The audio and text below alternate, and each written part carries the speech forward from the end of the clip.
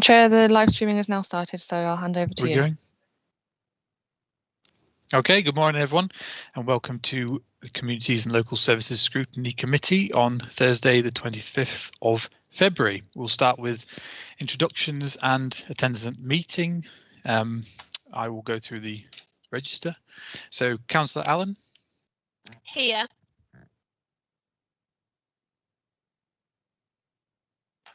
Thank you. Councillor Varch.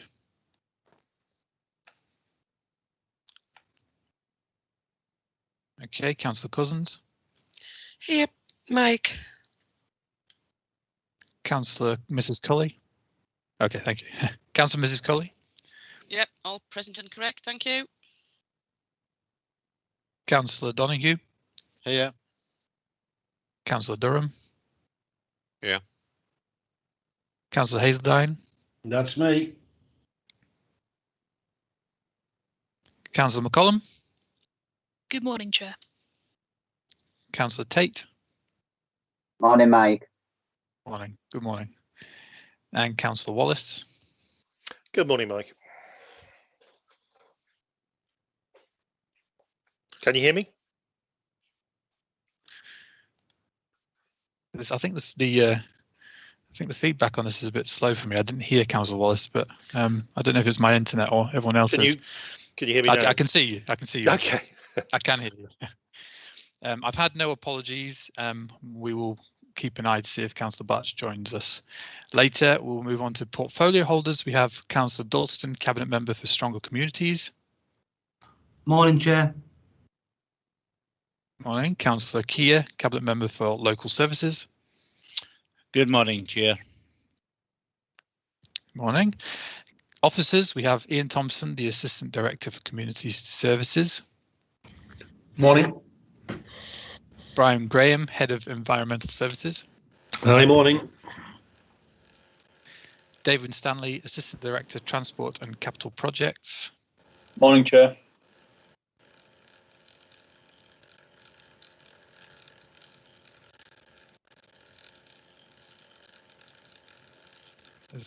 I don't know if I missed that or if he is. Yeah, morning, Chair. Oh, morning. Sue Dobson, Transport Planning Manager. Morning, Chair. Morning. Sue. Kay Gamble, Transport Policy Officer. Good morning, Chair.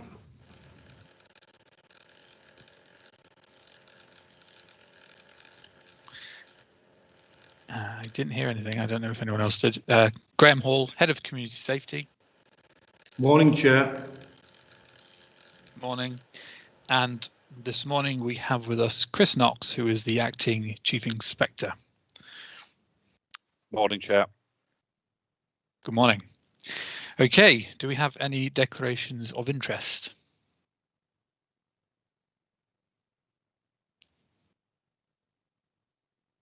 I have no hands up, so we will move on to approve the minutes of the meeting of this scrutiny held on the 10th of December. Do I have any contribution, any matters rising? Can I move them, Chair? No hands up. We do have yeah, okay. I'll just say that we do have some additional information on the 10% bins, but we'll move those to matters arising at the end. So yes, thank you, Councillor Wallace. I'll second that. So if we can have a quick show of hands to say that these are an accurate record.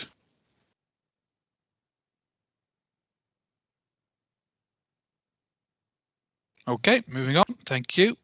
So now we have the Community Safety Performance 2020-2021 presentation by the Head of Community Safety and Chris Knox, and a forward from Councillor Dalston, please. Thank you. Thank you, Chair, and first of all, thank you to members for allowing us to come along today and outline some of the fantastic work and achievements that the community safety team in partnership with Durham Constabulary have been able to deliver over the last 18 months, but specifically more so the last 12 months. I'm immensely proud that we have such a fantastic team, and one of the things that I would like to stress is that the unique selling point of what we have in Darlington is our work and how we work and collaborate on a daily, hourly basis with our partners, which allows us to really problem solve at the infancy of problems before they develop into massive community issues. I think what you'll see from Graham's presentation is an immense amount of work that covers a wide spectrum of issues across the town. But I'm delighted that we actually now, 12 months down the line, are seeing some real traction in the positive results that we're getting as a result of this team. So my reassurance to members is that we'll continue to invest in this area because we know it's an area that is important to people. My reassurance to members is that it's my number one commitment that I work on a daily basis to make sure that people feel safe and our communities can become stronger and more resilient. So I hope you enjoy the presentation, and we'll be in a position to answer questions at the end. So I'd like to introduce Graham Hall, who is the Head of Community Safety. Thank you. Good morning, Chair. Good morning, members. If you just bear with me for 30 seconds, I will load the presentation, and if you can confirm that you will see it on the screen, I'll be very, very grateful. Yep, all good. Thank you. Excellent. Thank you very much, Chair. As I say, ladies and gentlemen, thank you very much for the invitation for both Chris Knox and myself to attend the presentation this morning in relation to the Community Safety Performance 2021. Clearly, there's quite a lot to cover. I will make haste in relation to the presentation. During the course of that, I will obviously focus on a number of areas. I'll very briefly focus on the delivering success for Darlington, the vision and objectives. I'll then turn to the portfolio priorities 2023. I'll then focus a little on the roles and responsibilities because we've all been affected during the last 12 months in relation to the pandemic. I'll tell you a little bit about what we have been doing and what we continue to do before focusing on the headlines of performance 2021 and then coming to the priorities moving forward into 21-22, for which I would seek your views in moving forward. We'll also take questions at the end of the presentation in relation to any aspect of the presentation and the facts presented to you. In terms of the vision, members will be fully aware of what the DBC vision is. Clearly, we're talking about a place where clearly people want to live, businesses want to locate. We're looking at the economy, increasing the growth, and we want people to be happy and proud of the borough and maximise the potential of everybody who resides here, visits here and works here. In terms of that vision, it's supported by a number of strategic priorities around the growth of the economy. We know that in relation to business, jobs and homes. We also focus on a clean, safe, healthy, sustainable and well-planned on-the-move area, whilst valuing the heritage and culture. And we focus on a number of key strands there, which we'll reflect upon as we go through the presentation in relation to maximising the potential of our young people, supporting the vulnerable and working with our communities, which is absolutely essential to our work. And also to ensure that we've got the best workforce who are proud to serve the borough and that we remain accessible, effective and engaged with you at all times. So, going into some depth, we then talk about the Stronger Communities portfolio priorities as set by Councillor Dulston and Cabinet. And clearly, he is focusing our energies in creating a borough where the fear of crime and crime is reducing and where community resilience increases. And then there's a key number of work streams on the right of the slide in relation to key projects. There's clearly the neighbourhood renewal, which is a key focus, focused on the Northgate area, where clearly it's not just about the area, but it's also increasing the actual value and effectiveness of the private sector housing area team in relation to engaging with landlords to ensure that our customers and our people who reside in the area, our residents, are best supported and protected. We're talking about embedding the community safety in terms of its effectiveness and priorities, and you can be the judge of that today as to where we are on that journey, whether there is more to do, and there's always more to do, but whether we're at a good point at this moment in time. It's reflecting on the drug and alcohol issues that affect our communities. It's creating a safe place, particularly in relation to the town centre, which we'll reflect upon, and also to review the CCTV to make sure we've got a system that is good for the future. that it meets what our projected needs may be in the medium to long term. In terms of the service objectives, again, what you would expect us to see, it's about gaining the public trust, confidence and satisfaction. It's about the safe, clean and vibrant town centre. It's about that engagement once again. One of the things I'm very proud of in Darlington, and I speak with over 30 years experience in the Darlington area, we have really, really good and effective partnerships, and I can evidence that time and time again. We adopt an intelligence-led target approach because clearly we've got to make the best use of our resources, which are limited. We've got to adopt a proportionate and appropriate enforcement to the public. We've got to work with the public and make sure that we take things forward together. It's embedding things safety so that we create a safe environment, and that is particularly important over the last 12 months and moving forward in relation to the pandemic. And also it's about our people, empowering them and developing the talent for the future, which clearly we'll focus on and reflect upon as we go through the presentation. It would be wrong of me not to touch upon the last 12 months. It's been challenging for everybody, not least community safety. During the very early days, going back a year, shortly after I last spoke to you, we were in fact asked to implement the community hub, the operational element of that particular strand, and that was supporting obviously the shielded, the vulnerable and the isolated people, and it was obviously delivering food and medicines to those who were in need at that particular time. So we set that up in record time, and then obviously during the early days we worked with all of our partners and the community in supporting our vulnerable people. And then moving forward, we actually used the Civic Enforcement team not only to support that function but also to support the traffic related issues which started to give fair challenges around the borough, and particularly at the Drinkfield Civic Amenities site where there was some particular problems, and our staff were engaged there for a number of weeks. At the same time, obviously coming towards the ease of the initial lockdown, we focused our efforts on the town centre to focus on providing support to our retailers, our residents, our visitors, our workers, and we formed the Darlington Prevention and Compliance Group where we work with partners to engage on the 4Es approach. And that, I'm sure everybody is aware of what it is. It's about engaging our people, explaining the regulations, which at times appear very confusing, educating and indeed enforcing where absolutely necessary. And that was all with a view to controlling the spread of the disease. What that in practical terms meant was there was a lot of preventative action by frontline services, directed patrol, joint operations and targeted activity, and that indeed continues as of today. We have weekly meetings involving all of our partners, and feedback I got just at 8 o'clock this morning was how effective that particular partnership working is to actually highlight the threats and risks in our community, take action and protect our public.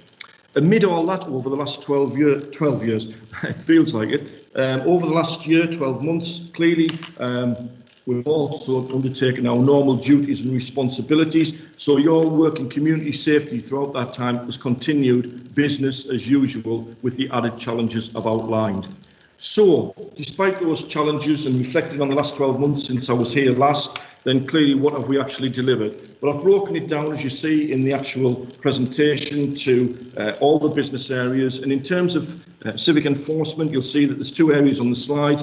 To the right, we have some facts and figures, and to the left, we have some work streams. And I'll briefly touch upon the work streams and reflect on the figures going through the presentation. But members will recall that we entered a journey some time ago in relation to securing accreditation for the Purple Flag, which is about promoting a safe and enjoyable evening and nighttime economy. We qualified, we were accredited early last year, but unfortunately we had to go through the re-accreditation, the interim renewal process in October once again last year. We did that, and more recently members will be aware that we have once again achieved the interim renewal, which is very, very good. But I think what is very, very interesting is the feedback of the Purple Flag assessors, where they are highlighting Darlington as a national area of best practice in relation to how we've worked together as partnerships to promote a safe and enjoyable community, even in very, very difficult times. So we now have the re-accreditation. We're appearing on the national stage in relation to what you, with your support and the communities and our retailers and others are achieving and delivering.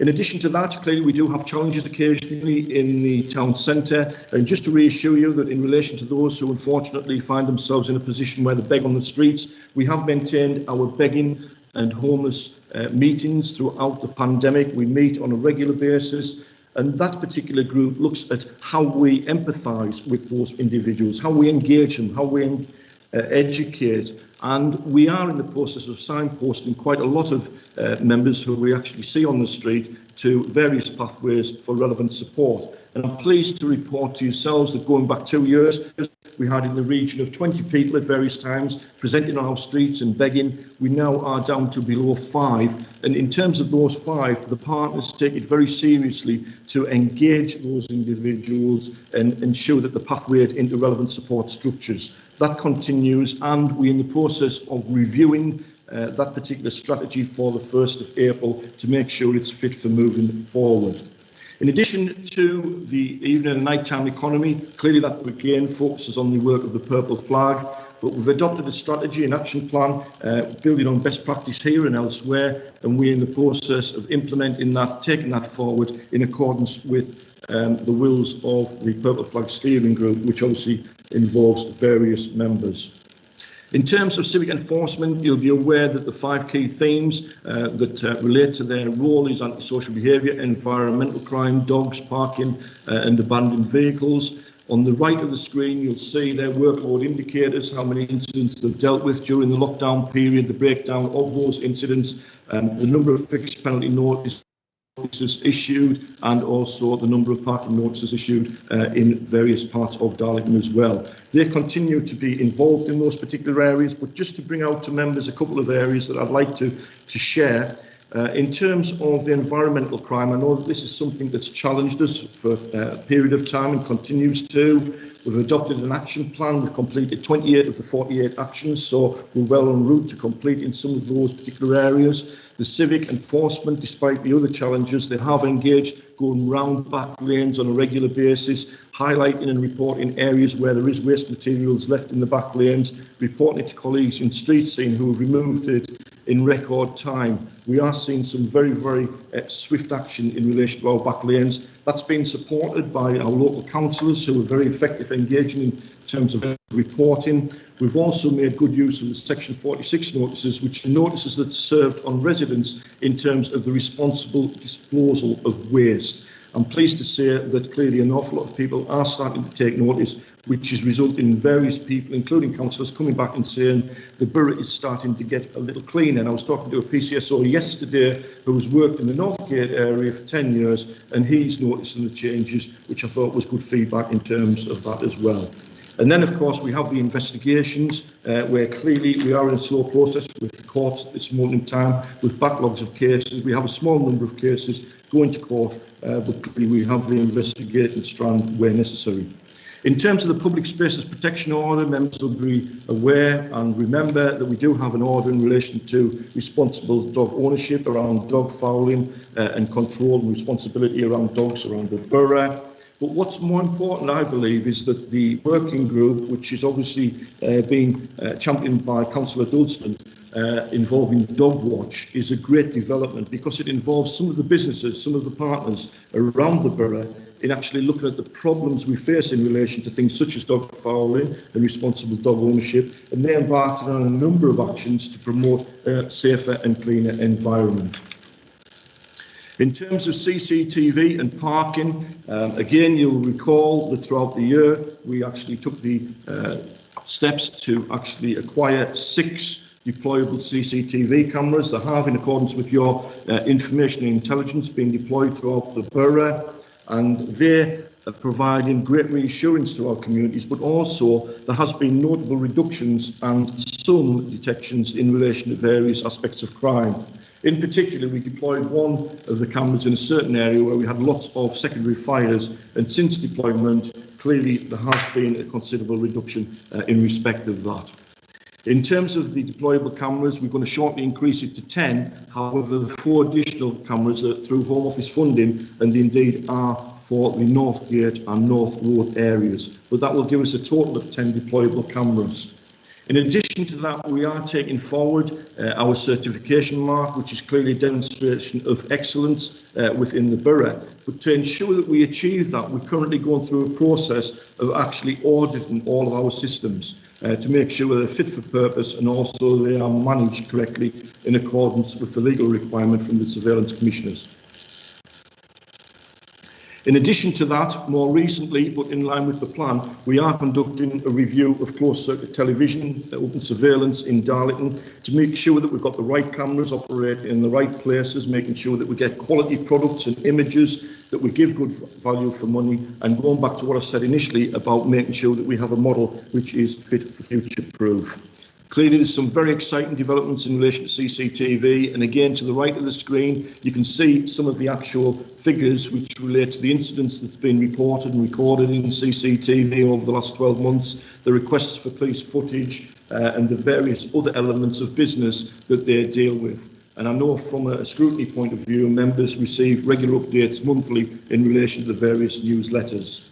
In terms of parking, clearly we now have new parking software called Imperial, and that has been delivered. However, it won't go live until the 1st of April, but we are on track to deliver it, and that will hopefully provide a much improved and efficient service to our users. In addition to that, and I know today's meeting will obviously reflect upon the verges, but we have been doing reviews on a regular basis, albeit on a small scale, in relation to particular parking problems in certain locations around the infrastructure, particularly around schools. And I know that Highways today will probably go into further depth in relation to that, but we have developed quite a number of initiatives trying to work with the local schools in particular to actually prevent any particular risk of harm. So in terms of parking, those services continue in that sense. In terms of licensing, members will be aware that on the 1st of January this year, we carried out a full review of the taxi policy. We have to do it every 4 years. That was completed, and there were a number of recommendations. Just to give you a general flavour, it was about making sure that we're making the best use of the DBS system. It was about entering those who unfortunately contravene various regulations on the National Register. It was embarking upon improved disability awareness training. It was looking at vehicles and emissions. It was looking at online applications, which I'll come back to, and also previous convictions of individuals. It was about keeping people safe in the borough of Darlington. In addition to that, we did hope to complete a review of the licensing policy, which would have gone effective at the same time. However, due to the pandemic and also the impact that we can't carry out the effective consultation that we would have wished, we have, with the support of the licensing committee this week, actually extended the current licensing policy until we can effectively engage the trade, good consultation to ensure that we reflect their wants, needs, expectations moving forward, as well as the relevant legislations as well. In terms of what worked well last year, I've got to say pavement cafes, it went particularly well in the town centre. An excellent initiative. It attracted terrific feedback from lots of players around the country in terms of the Purple Flag membership. Very envious of how we took it forward. Clearly, we have a working group that is working over a 4-week period to review what happened last year, look at the vision of the council in terms of the environment we want to create, look at the safety aspects, look at the actual policy to make sure it's user-friendly, and then embark upon a programme from April onwards in relation to making sure that we open the economy in a safe and vibrant way. That work continues. Also delivered during that period is the alcohol harm reduction strategy, which clearly is about reducing harm, creating safer and healthier places, and giving people an informed choice of the risks associated with alcohol. It's around prevention, control and treatment. And we've linked with the Public Health, Penny Spring, the Director, and we've completed the strategy. However, we're now at the stage where Public Health will be rolling that particular piece of work out in the future. I mentioned before about e-line and online applications, and we have now introduced a digital licensing unit whereby members of the community very shortly, within 2 months, be in a position where they can apply online and have a speedier process. The delays within local authorities throughout the country are generally unacceptable, and therefore we're going to increase our timeliness without compromising our efficiencies and indeed the legal requirements. We also, as you're aware, have embarked upon new animal welfare legislation. It's been a challenge, that one, because the actual direction from central government and DEFRA has been a little bit slim and trim, and therefore we have had a slow start, but this is about making sure that we continue to work with our breeders to make sure they have the relevant licence in place. To the right of the screen, you'll see a number of indicators in relation to incidents, investigations. The investigations around animal welfare, the about taxis, general licence and takeaways. The operations were around scrap metal dealers, tobacco type operations, and you can see the amount of inspections and compliance advice that was actually given. We also appeared at court, it sounds as though we were in the box, on 3 occasions in relation to defending the decisions of the licensing committee, and I'm pleased to inform that we were successful on each of those 3 occasions, i.e. our decisions locally were upheld by the court. In relation to trading standards, again, members will be aware that trading standards operates to a national and regional control strategy. In other words, nationally and regionally, they identify the threats and risks in our community and then develop a plan for local trading standards to implement. And it's around the product safety, the fair trading, it's around weights and measures, age-restricted sales, copyright, licence inspections and animals. So it's quite a tall order. But what we've done at Darlington, in addition to that, over the last 12 months, we have 2 members of staff who are now accredited to undertake financial investigations and intelligence. And the aim of that next year going forward is to maximise the opportunities under the Proceeds of Crime Act to secure monies of those who wish to offend in Darlington. We've also been extremely successful in relation to the illegal tobacco that comes in and causes great harm to our residents and local community, and we've had a large number of convictions in relation to illegal tobacco offences. Talking of offences, clearly we're looking to promote a safe and fair trading area in Darlington, and again we regularly do inspections prior to the pandemic, but also during the pandemic in various ways in relation to fake and unsafe goods. One of the particular concerns that has affected us greatly during COVID is the scams that have been operating, and I'm sure that you're well up to speed in relation to the ones that are national, and particularly more recently in relation to the vaccine programme as well. So we have engaged with Friends Against Scams, which is a national organisation designed to protect and prevent people from becoming victims in the first place. And clearly we've been very successful in terms of keeping our numbers low, but this is one where we must remain vigilant at all times. And again, in terms of protecting residents in relation to fraudsters, rogue traders and organised crime, we've obviously implemented a number of rogue trader schemes, 5 around the borough during that period, which tend to operate very successfully. We continue to focus on animal health and welfare. We have attendance at the mart on 2 days per week. Just to give you an idea, we lose 2 people to the mart. It is quite a drain on resources, but obviously you'll appreciate animal health, the food chain and everything else is very important. And linked to that, in terms of animal health, there's obviously the feed inspection programme, which clearly we undertake on a regular basis. In recognition of our work, clearly the BBC come along and have done a documentary entitled Defenders UK, and it's looking at a particular fraud case which I think has yet to go out on the air in the near future as to how we dealt with it, and it was in relation to a road builder and the impact that they have on our communities. And again, trying to keep us safe, we are in fact embarking upon another initiative, and we have, which is to be a smart shopper, making sure that people are alert to problems associated with buying goods. To the right of the screen, again, a number of facts and figures in relation to operations there around tobacco, counterfeit goods, fireworks, talks about the prosecutions in relation to illegal goods, and the high-risk inspections, the 59 is intelligence-led, where there's a significant risk to the public in that sense.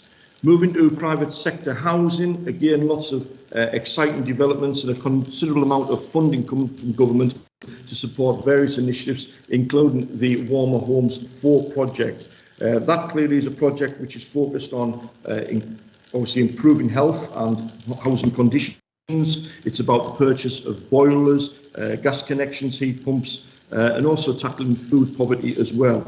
So clearly a very, very essential part of moving forward. We've also got a number of projects in relation to energy efficiencies, whereby we have received grants to actually improve those within the borough. We've also got funding to £59,000 to improve our understanding and intelligence around our stock within Darlington in terms of a condition survey. That allows us to promote a more effective and targeted approach in relation to those that present with the significant risks. In terms of greener homes, again, another exciting programme, considerable funding to roll out the programme in Darlington. And in terms of Northgate and North Road, where we have had direct involvement in relation to neighbourhood renewal, just to give you an idea, even despite COVID, we've had 170 service requests which we've delivered, which is with a view to improving the services in that area. In terms of next steps, that relates to government funding once again to convert our empty homes into occupation, and we have secured funding to convert 8 units, 6 converted or going through conversion with a view to being implemented in the next month, whereby people who perhaps not independent will be moved into the accommodation and with relevant support will then have independent living. In support of our staff, we've also secured funding again from central government to have specialist training. We've had barristers in from Bond Solon to make sure that we can carry out the best investigations to ensure future prosecutions where necessary as well. To the right of the screen, clearly that gives you an idea during COVID, the last year since I was last here, the number of service requests, the visits, how many category 1 hazards which we removed, and those clearly are harms which are significant to public risk. 49 public health improvements to avoid accidents, the 34 health and safety interventions in relation to vulnerable people, and clearly the 39 formal enforcement actions include issues around improvement notices. So quite a lot of activity in relation to that area. In terms of the community resilience and engagement post, we do focus very much on the contest, the government counter-terrorism strategy. An awful lot of work has been done over the last year, together with the County Durham, Durham County Council, and also the police in relation to taking various actions forward to support the fight against terrorism. Clearly, the Prevent programme is about identifying those individuals who could be subject to extremism and preventing them from that path. And also we have the Channel programme, which engages those who are vulnerable and potentially exploited to make sure that we take every reasonable step to prevent them going into terrorism. So quite a lot of activity. However, I would flag up to members that there is an awful lot more work coming forward in relation to that strand of work, and clearly there will be an increased level of work for scrutiny in relation to that. Even though I appealed before, I do think that we'll have to focus the role of scrutiny in relation to this particular programme, and indeed there'll be improved training for members handbooks, and also a lot of reforms, because there is a considerable transfer of responsibility from the police to local authorities in relation to the ownership of these particular programmes. They will continue to be supported by the police, but clearly we have a very leading role. In addition to that, we're clearly involved with the County Durham and Darlington hate crime plan. That is around the reporting, the recording, the engagement and investigation of crime. And in support of that, Andrew Allison, your Community Engagement Officer, sits on the CPS Regional Hate Crime Scrutiny Panel. And that is very, very important, whereby he has regular feeds in relation to challenging the investigations. In addition to that, we continue with the community engagement and have done throughout the pandemic. As you'll see to the right of the screen, we've had 22 remote meetings with community groups, keeping in touch with those particular people. We're obviously working on the Safer Streets initiative with the Home Office funding on Northgate and North Road.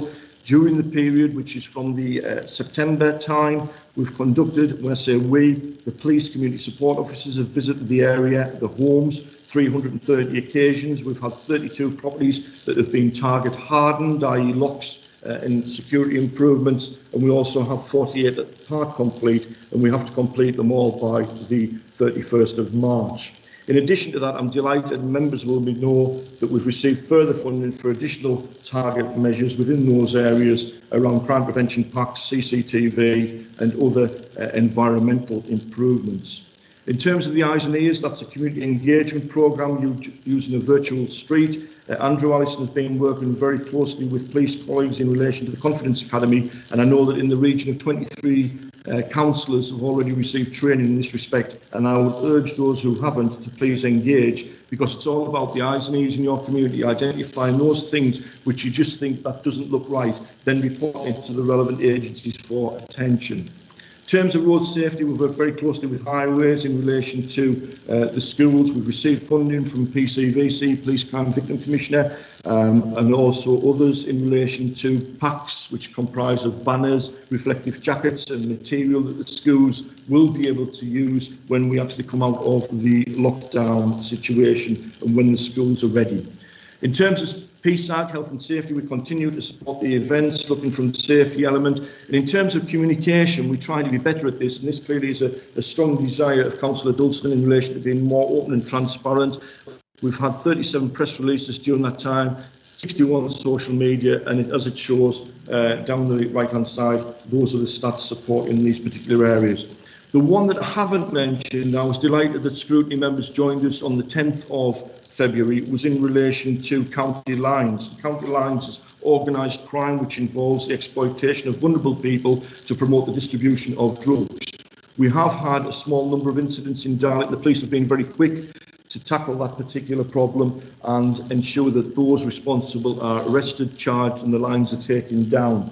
But not being complacent, we actually used the Violence and Vulnerability Group recently of the Home Office to hold an event on the 10th, whereby we wanted to identify what gaps we had in relation to our artillery. So we had 55 people, some of the members from Scrutiny, the Chair, the Deputy Chair and others, obviously portfolio holders. And those 55 came out with lots of fantastic information, which indeed I got a report 2 nights ago, which suggested there was lots of good and emerging practice in Darlington, a great sense of a strong partnership around the analysis of information, the enforcement and the support that's available. However, not being complacent, there's also a number of recommendations that we've got to go from good to better. In terms of the data analyst post, again, this is around the task and coordination of information. So in terms of all of the information that you provide me and my staff with, we then convert that into actionable intelligence so that we can identify the areas of threat and risk and prioritise the resources. Hopefully we get it right most of the times. When we don't, I know you tell me.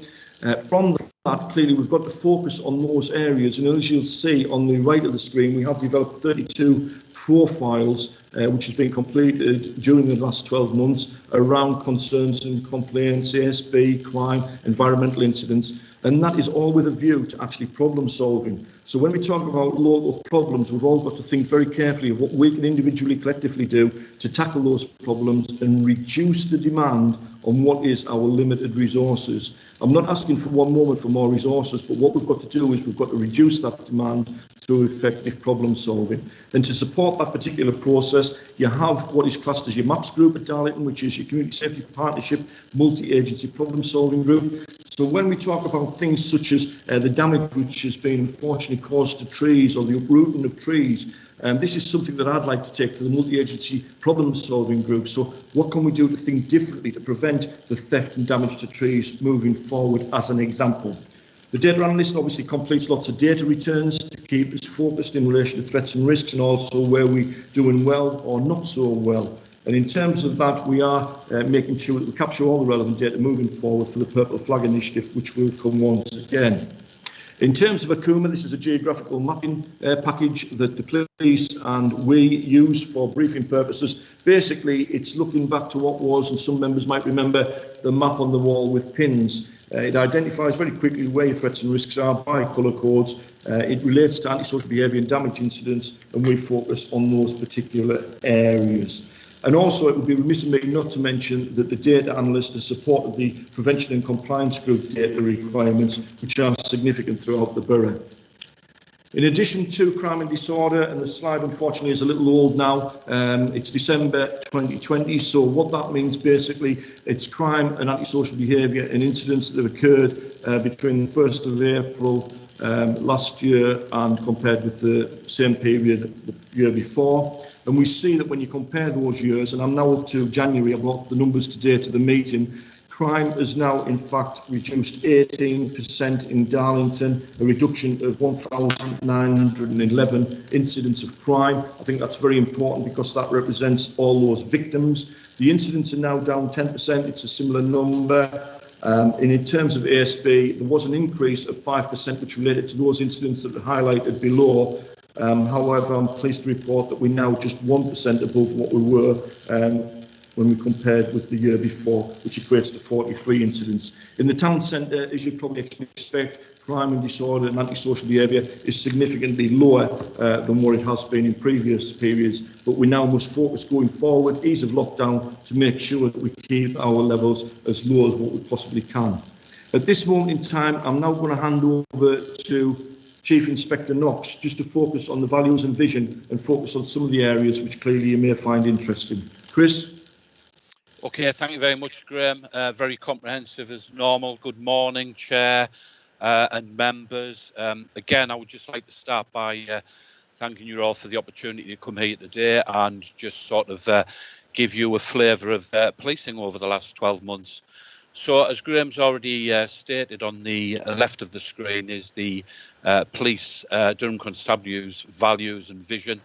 So we'll quickly go through them. It's about being positive, fair, courageous, inclusive and acting with integrity, and we will deliver excellent policing, inspiring confidence in victims and our communities by protecting neighbourhoods, solving problems and tackling crime. And we're proud to deliver value for money for policing to the people of County Durham and Darlington. And hopefully I'll be able to articulate that as I go through some of the points that we have over on the right. So if we talk about partnership working, police and partners, first of all, I want to echo Councillor Dulston's opening comments in relation to the partnership that we have in Darlington and some of the comments made by Graham. Darlington's always had a very strong partnership, and we've got people who've got a real passion to make things happen in all the different departments, which I'm very proud to be part of that partnership because we find that we get things delivered.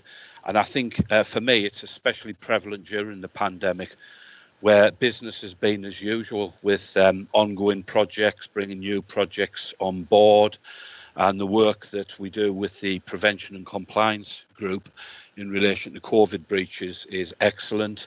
Graham's mentioned the begging and homeless meeting, the licensing meetings, which I'll talk a little bit more about as we go through some of the other points. But there's a real strong partnership feel in Darlington and that passion to make things happen. So if we move on to dwelling burglaries, at the beginning of the pandemic, we saw a real spike in house burglaries across Darlington.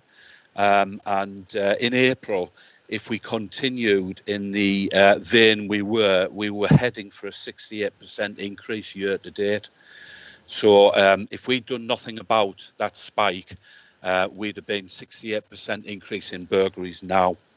What we did was we believed that the offenders saw lockdown as an opportunity to commit the offences, which seemed quite strange because when people were in the homes more, you would thought it would have been a reduction. But I think their rhetoric or their thinking behind this were people were in the houses, they weren't travelling around, so there was less capable guardians to actually witness them going into the premises. So in reaction, we brought officers in from other areas. We utilised the officers we had as well. We had officers out in plain clothes in the middle of the night, on foot patrol, in unmarked vehicles, on push bikes, as well as our normal uniform patrols. We identified hotspot areas for patrols and built intelligence around offenders. And from that, we made arrests for some offenders. We executed quite a large amount of magistrates' warrants for stolen property and drugs. And we had some successful convictions around that. As a result of that work, we're now currently sitting with a projected increase, bearing in mind this only goes to the 31st of March, but we're sitting on, it's looking as though we'll have a 12% decrease on burglaries compared to last year. So some fantastic work done by all commands in the police. And this problem was took to the daily leadership meeting every morning and discussed the tactics, what we've done and where we are moving forward. So I'm very proud to be part of that work, and it was an excellent response to those burglaries. Next, we move on to theft from vehicles. Again, we had a little bit of a spike in the east of Darlington, mainly in the Lingfield area, in October, November last year, which equated to 31 offences, which was obviously causing quite a bit of harm in the community. in late November, early December, we brought two males in for them, and we got 21 offences admitted by them. Those offenders were dealt with by the courts, and we had them up as sector targets on our policing system called Red Sigma. So that's every officer, every police officer in Darlington and every PCSO sees their photograph on the front page and sees the tactics we want around them, which was very much about stop and checking them if they're out in the community, go and knock on the door, let them know the sector targets, and really focus on them to curb their offending behaviour. And I'm pleased to say that I'm confident that those two offenders have committed no further offences moving forward. So again, a successful result on there. The next one I'll talk about is Operation Trident. And Operation Trident, that drives a lot of activities around the two, the dwelling burglaries and the theft from vehicles. But Operation Trident is our response to crime trends and patterns and ASB spikes. So that is again another profile on our sector target page for everybody to read and look at. And every day at the daily leadership meeting, which I chair, we look at what crimes have been committed, but what police activity has been done around the hotspots in the last 24 hours in order to try and bring that activity down. On there, we also have any warrants that we're looking at getting out and when we're executing them. And if we bring targets out of that, we put them as separate targets to look at as well. Moving on to Operation Jigger.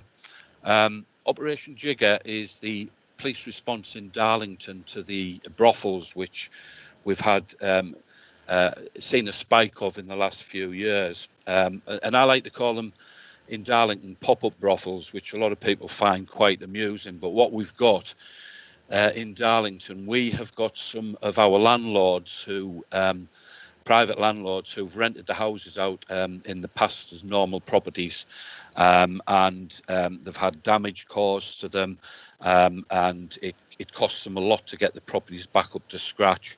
So what they've done is diversified and put their properties on sites such as booking.com.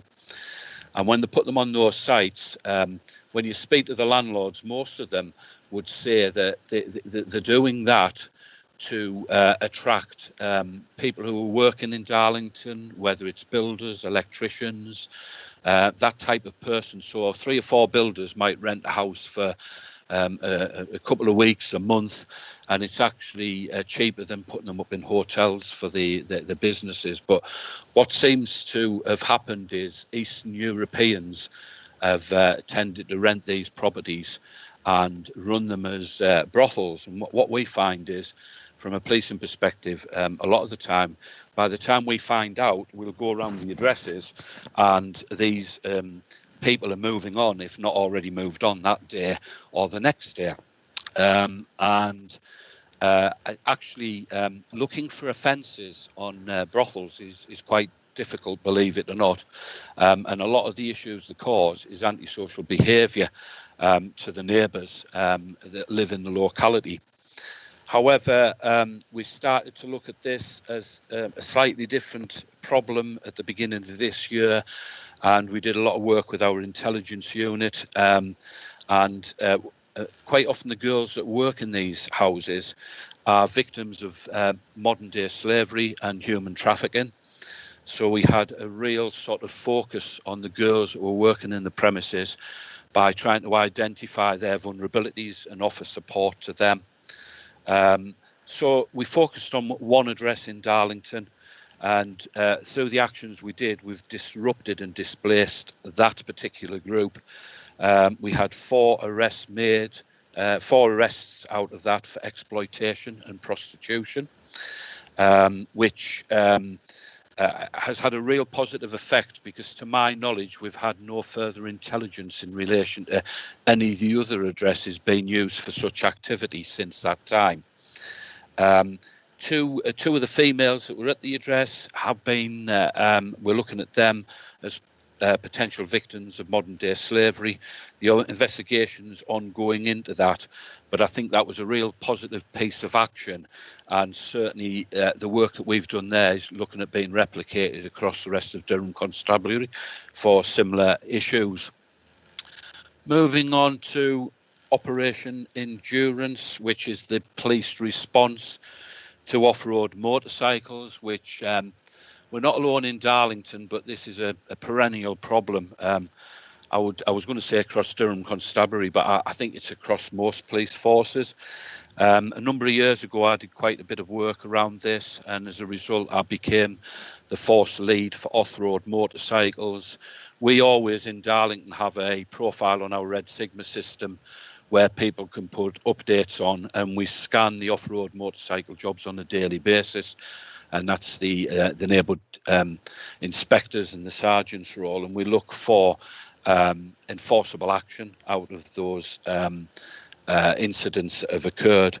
It's very much intelligence-led, where we set up days of action with the motorcycle section and road policing unit who work with the enabled policing team, and we build that intelligence and go to the hotspot areas and certainly hotspot people that we're aware of, and we actually try to recover their bikes, report them for offences moving forward. The other thing that I brought into Darlington 2 years ago was the use of DNA Selector Spray, which was funded by proceeds of crime money, whereby we've got a quantity of sprays which the enabled policing team carry out with them. And how these work is if we get close enough to off-road motorbikes that are committing offences, but they try to speed off, we can spray them and the bike with the spray, and that spray can be detected on them, on the skin and on their bike and clothing for up to 3 months down the line. So if then we later identify a possible suspect and go around to speak to them, we use an ultraviolet light which shows up, and basically that ties them, the DNA profile ties them to the specific offences. We've only actually used the spray on 3 occasions, and on 2 of those occasions they have led to prosecutions further down the line. There's ongoing action around this, and the profile captures that.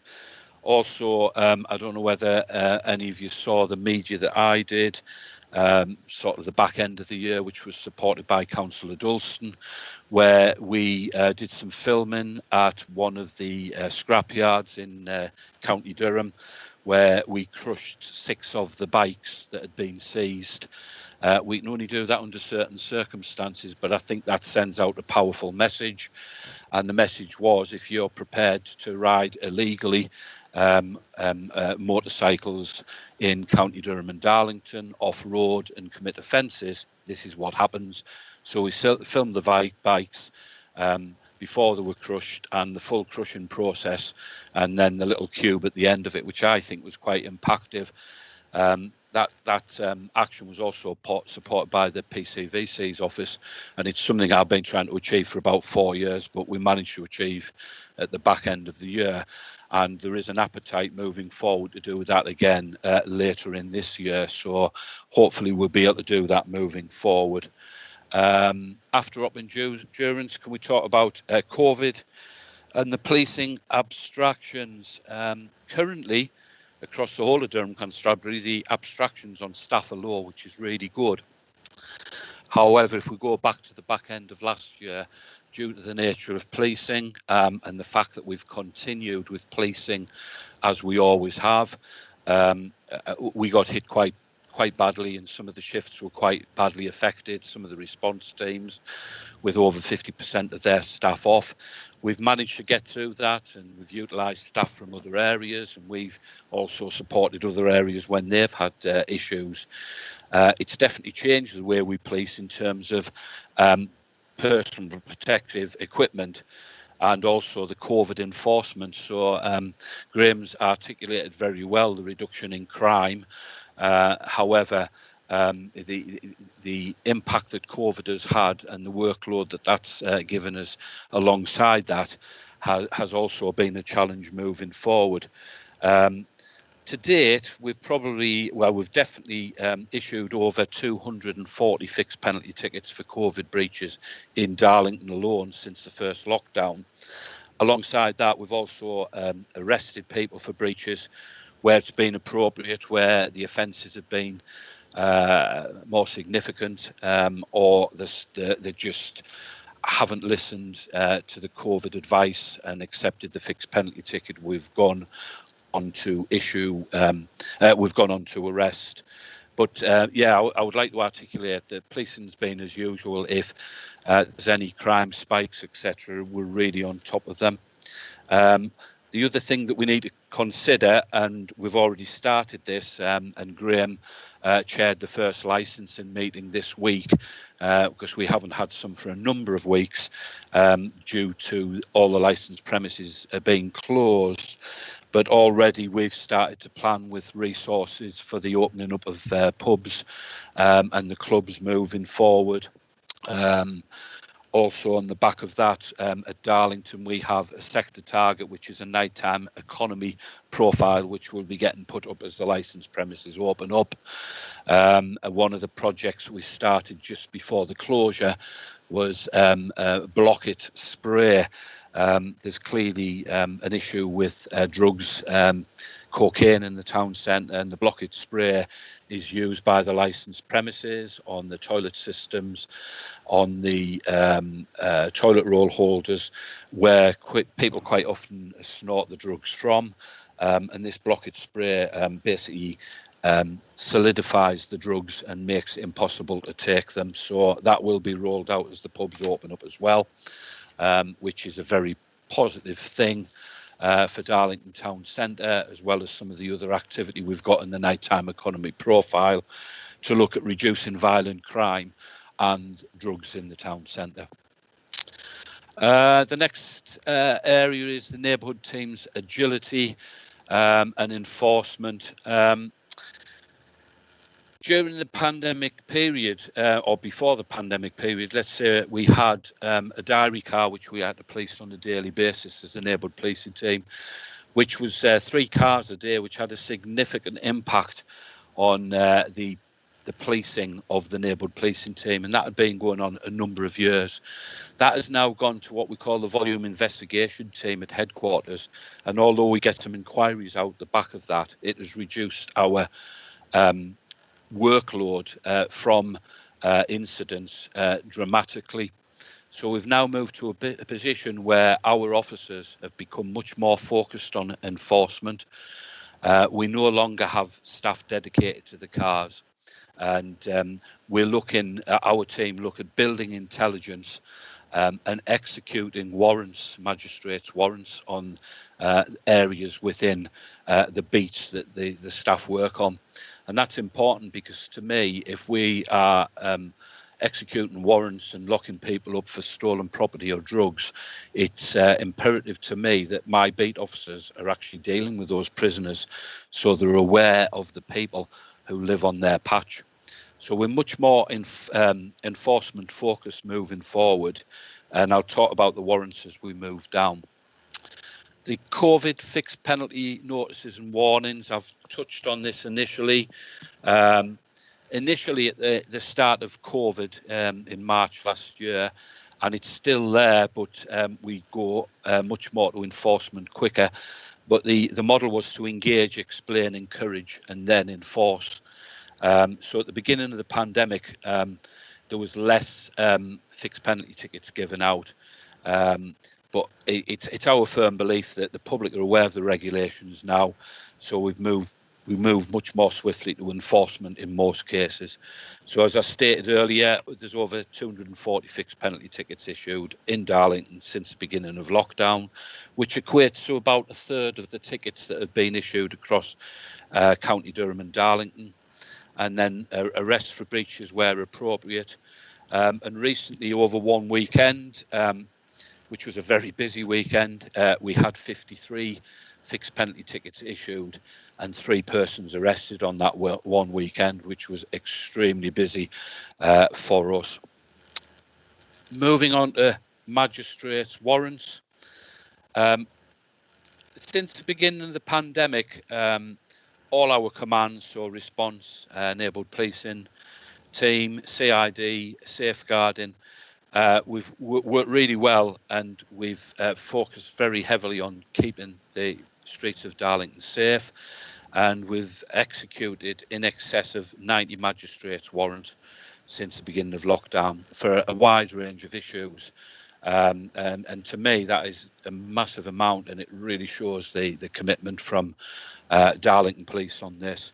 And vehicles seized, these include off-road bikes, also include vehicles that have been driven illegally in Darlington that don't have the correct documentation and insurance, or vehicles that have committed criminal offences. And we've seized in excess of over 60 vehicles in the last year, which again is a high number in my opinion, and I've been very proud to be part of the last year of policing in Darlington. Thank you. Thank you very much, Chris, for a description of all the activities, the positive results, and also the future developments moving forward. I really appreciate that. I'm sure members have found that very informative, very interesting, and very reassuring. The Chair will be pleased to know that I won't talk through every one of these issues, but it is an important slide because what it demonstrates is what we're going to focus on moving forward during the next year. And you'll see an awful lot of those activities I've already mentioned, but we're going to build upon them and take them to the next level, evaluate, develop where necessary, and implement improvements. The only two that I'd bring your attention to, which I haven't mentioned already, one is in relation to water safety, and we're all aware of the tragic events that occurred last year in the River Tees, and that was very, very regrettable and very, very sad. But we intend to obviously focus on water safety as other areas do. We are implementing a working group next week with relevant partners, as you would expect. We are going to have a series of actions in place to position our borough in the best possible place to hopefully prevent any further fatalities if we can in this particular area. So that work stream will be taken forward, and Councillor Dalston is sponsoring that work in terms of that. The only other addition, which I've already mentioned, but it isn't included on this slide because it's quite recent, is the developments in relation to county lines. And in terms of the feedback document, the locality review that I've had, there's a number of recommendations, and clearly we will be taking those work streams forward to better place ourselves and make sure that our communities are safe. So in terms of that particular slide, I would welcome certainly any areas where you feel are the incorrect areas, whether there's any additions that you feel we should be looking at moving forward, or any other questions which clearly will be in a position to take very, very shortly. So that concludes the presentation, Chair. Apologies, it's taken an hour, but it is, I think you'll agree, quite a lot of information to get through in limited time. Okay, thank you both for the update, and more importantly, thank you and both of your teams for the exemplary work you've been doing in keeping our communities safe during the ever-changing landscape of the coronavirus pandemic. I will say how important it is that councillors engage with the Eyes and Ears project, and I'm already working with Councillor Dalston, Graham and Chris to ensure that we're all able to have the mock street training in its fullest form as soon as coronavirus guidance allows. So I will now open up to questions, if we have any, please.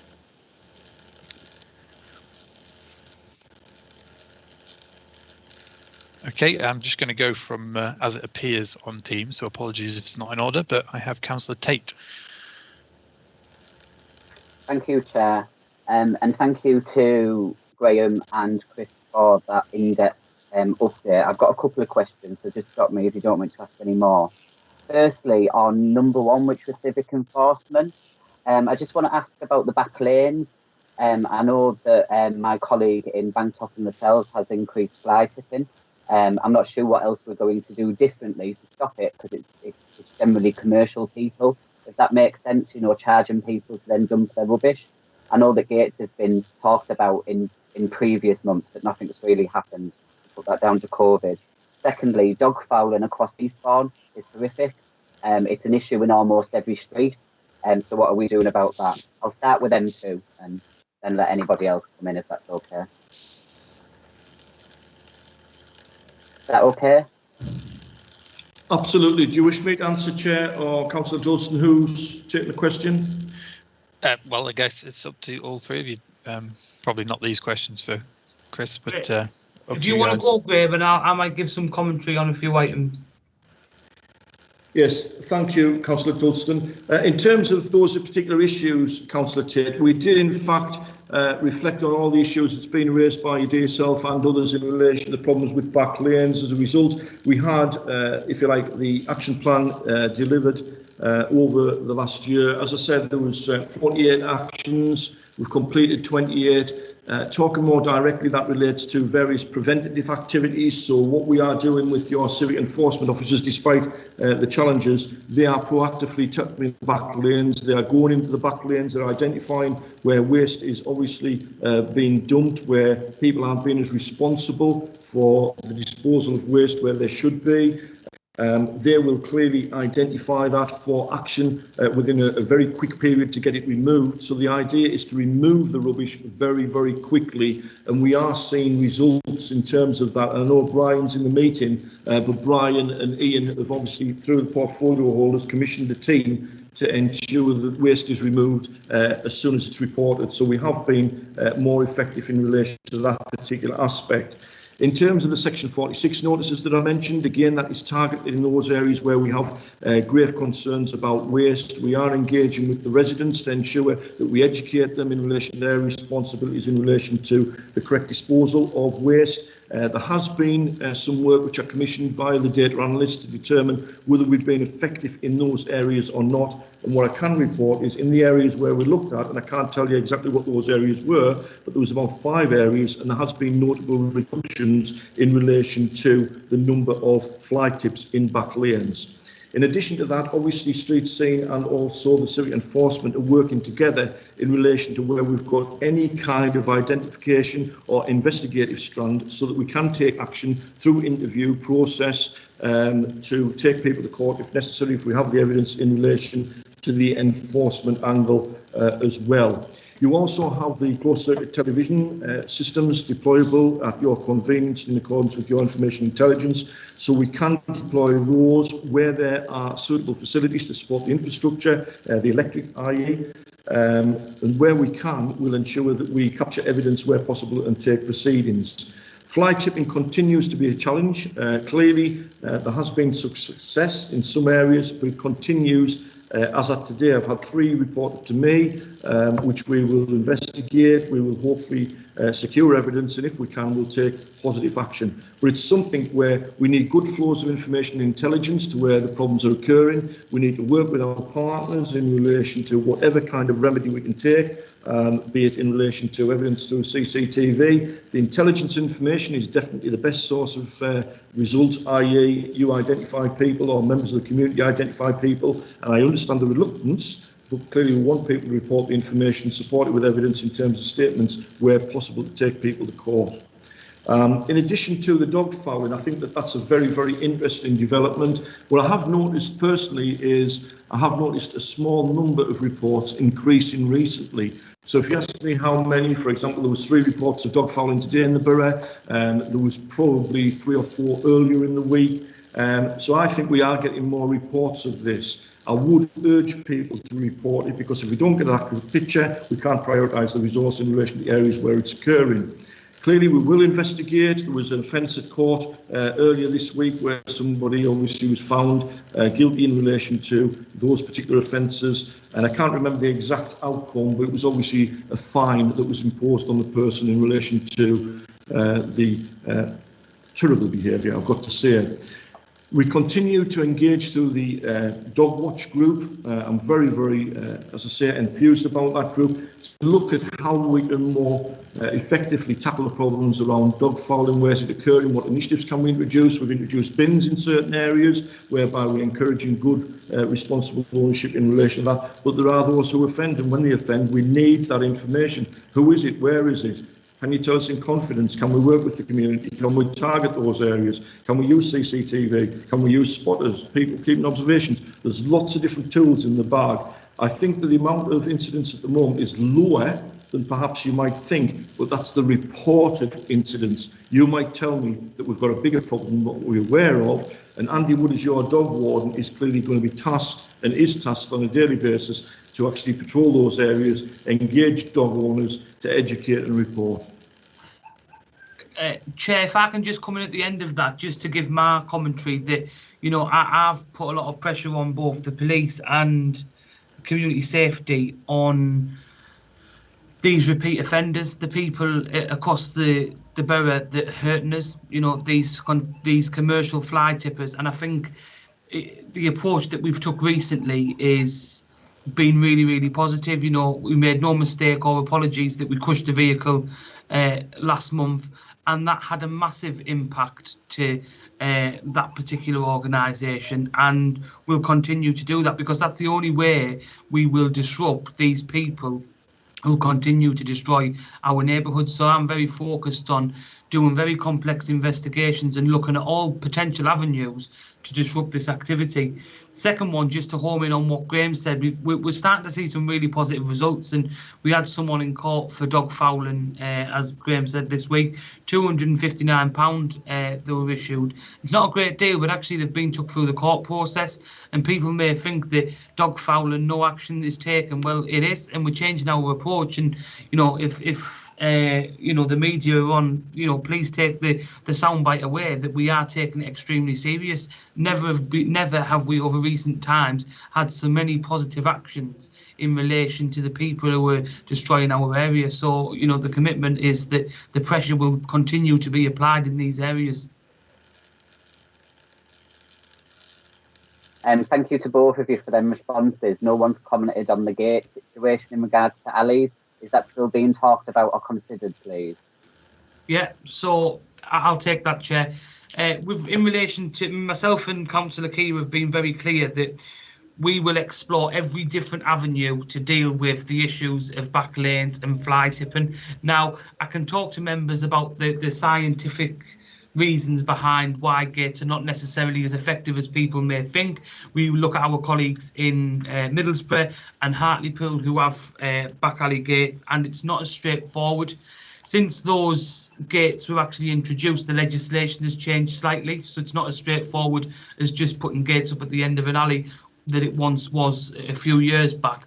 But both myself and Councillor Keir are committed to trialling it, and we have to be demonstrating to the public that we are listening, and we will try these things, and we'll also appraise them, and we'll feed back to residents along the way of what's been successful and what hasn't. Thank you. Okay, thank you both. Next I have Councillor Cousins, please. Hello, yes, thank you, Chair. Thank you for the presentation. It would have been great for a whole members briefing, I feel, but you know, my problem that my residents face is the 101 number. They feel that they don't want to report these issues because, firstly, it's the fact that they're on the line for ages, you know, good 20 minutes, half an hour to get through most of the time, and so they just back off reporting it, plus reprisals on reporting issues. Thank you. Yeah, Chair, I can answer that. I mean, firstly, when I've talked about the pandemic, currently, I know the control room is the area that has been hit quite badly by the pandemic. So if there's any issues currently, I must apologise for that. In relation to the 101 number, we've got to encourage residents to use that or the online reporting system. So if they go onto the Durham Constabulary website, they can refer in the incident by copying onto the online referring link and report it that way. Now, I know we went through a process of recruiting more call handlers in control room. So I would like to hope that situation does alleviate as those staff members are trained up and they're in post to answer the calls. And in relation to reprisals, What I would say is to any member of the public, if they want to report something but remain anonymous, they can still do that. So they don't actually have to give their details to control room staff. If what they're reporting is important, I would ask them to do that, because certainly from my perspective, some of the issues that we're dealing with at the moment, and if we talk about, say, a house that's dealing drugs, I need to build up an intelligence picture of those addresses. So, you know, if we have one report that's come in, it's not enough for us to go and get a warrant out. So if they report that and it's anonymous, yes, further down the line, hopefully we'll be in a position that we can go to the magistrates and obtain a warrant to actually alleviate that problem in their locality, if that gives you any confidence there. Thanks, Chris. Yeah, I mean, I'm all in favour of people phoning 101. You know, I've done it. No, I'm better not say that. I was going to say I've done it myself many times. I suppose my last point is as well, if they don't phone it in and there's no record of it, there's nothing we can do about it. That's right. So, you know, we need an incident log. So it raises it to my team that we've actually got some issues in that area, and that is converted to intelligence and hopefully action further down the line. Thank you very much. Thanks, Chair. Graham, are you wanting to come in on that? Yes, just a very quick point, Chair, just to assist Councillor Cousins. I think another good way of doing it, and Chris I'm sure will agree, is if members of the community are reluctant or unsure about reporting it on 101, if you've got community information or intelligence, please engage your neighbourhood policing team. That is a very good, effective way of reporting the confidential information. It can be shared with them very effectively in Darlington, and we can take action accordingly without people feeling compromised or the fear of reprisals. Thank you. Councillor Dawson, did you want to add to that? Yeah, just to give reassurance to Councillor Cousins that this is firmly on my radar at the moment, and it's something I've took up with the Chief as early as Monday of this week, and have had discussions recently with the Commissioner, and it's firmly on his radar based on some of the experiences that he's personally had recently. So they are looking to how to strengthen that process going forward. I know they're investing heavily in technology as well, so just to reassure members. Thank you. Councillor Heseltine. Apologies, I've not Nick. I'm assuming that's Councillor Wallace. That's Sorry, Chair. Yes, sorry, I'm calling in from my home computer. Yeah, can I add my thanks to Brian and Chris for a very thorough and upbeat presentation. 3 questions, if I may. Firstly, just looking at, I mean, I'll pick an example, slide 5, which is around privacy. I think clearly one of the issues that we have is this year has been an extraordinary year, so we're not so it's very difficult to make sense of those numbers and the numbers throughout the report, because it's been extraordinary. Some figures will be up significantly, some will be down significantly because of COVID. But I wonder whether it's possible to put these figures, for example, on private sector housing in some context.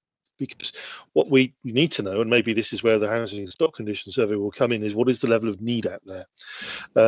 So are these figures actually making a real dent on very poor housing? Are we really scratching the surface? Is it somewhere in between? It would be helpful to have that context. Secondly, just on the point Councillor Tate was making regarding dog fouling, I mean, I think we all as councillors have exactly the same experience, which is that it's probably one of the biggest areas of concern and frustration, street by street, across the borough. And it would be helpful, maybe not now, but to have the figures. It's great to hear about the prosecution. It'll be helpful to hear the figures for prosecutions and other action taken over the last 12 months, again, to get this into some perspective, because certainly the sense of people out there is a sense of sort of throw hands in the air, nothing can be done. What is actually practically being done? Thirdly, a question for Chris on quad bikes. Last year, you know, the big solution or the big area was going to be drones.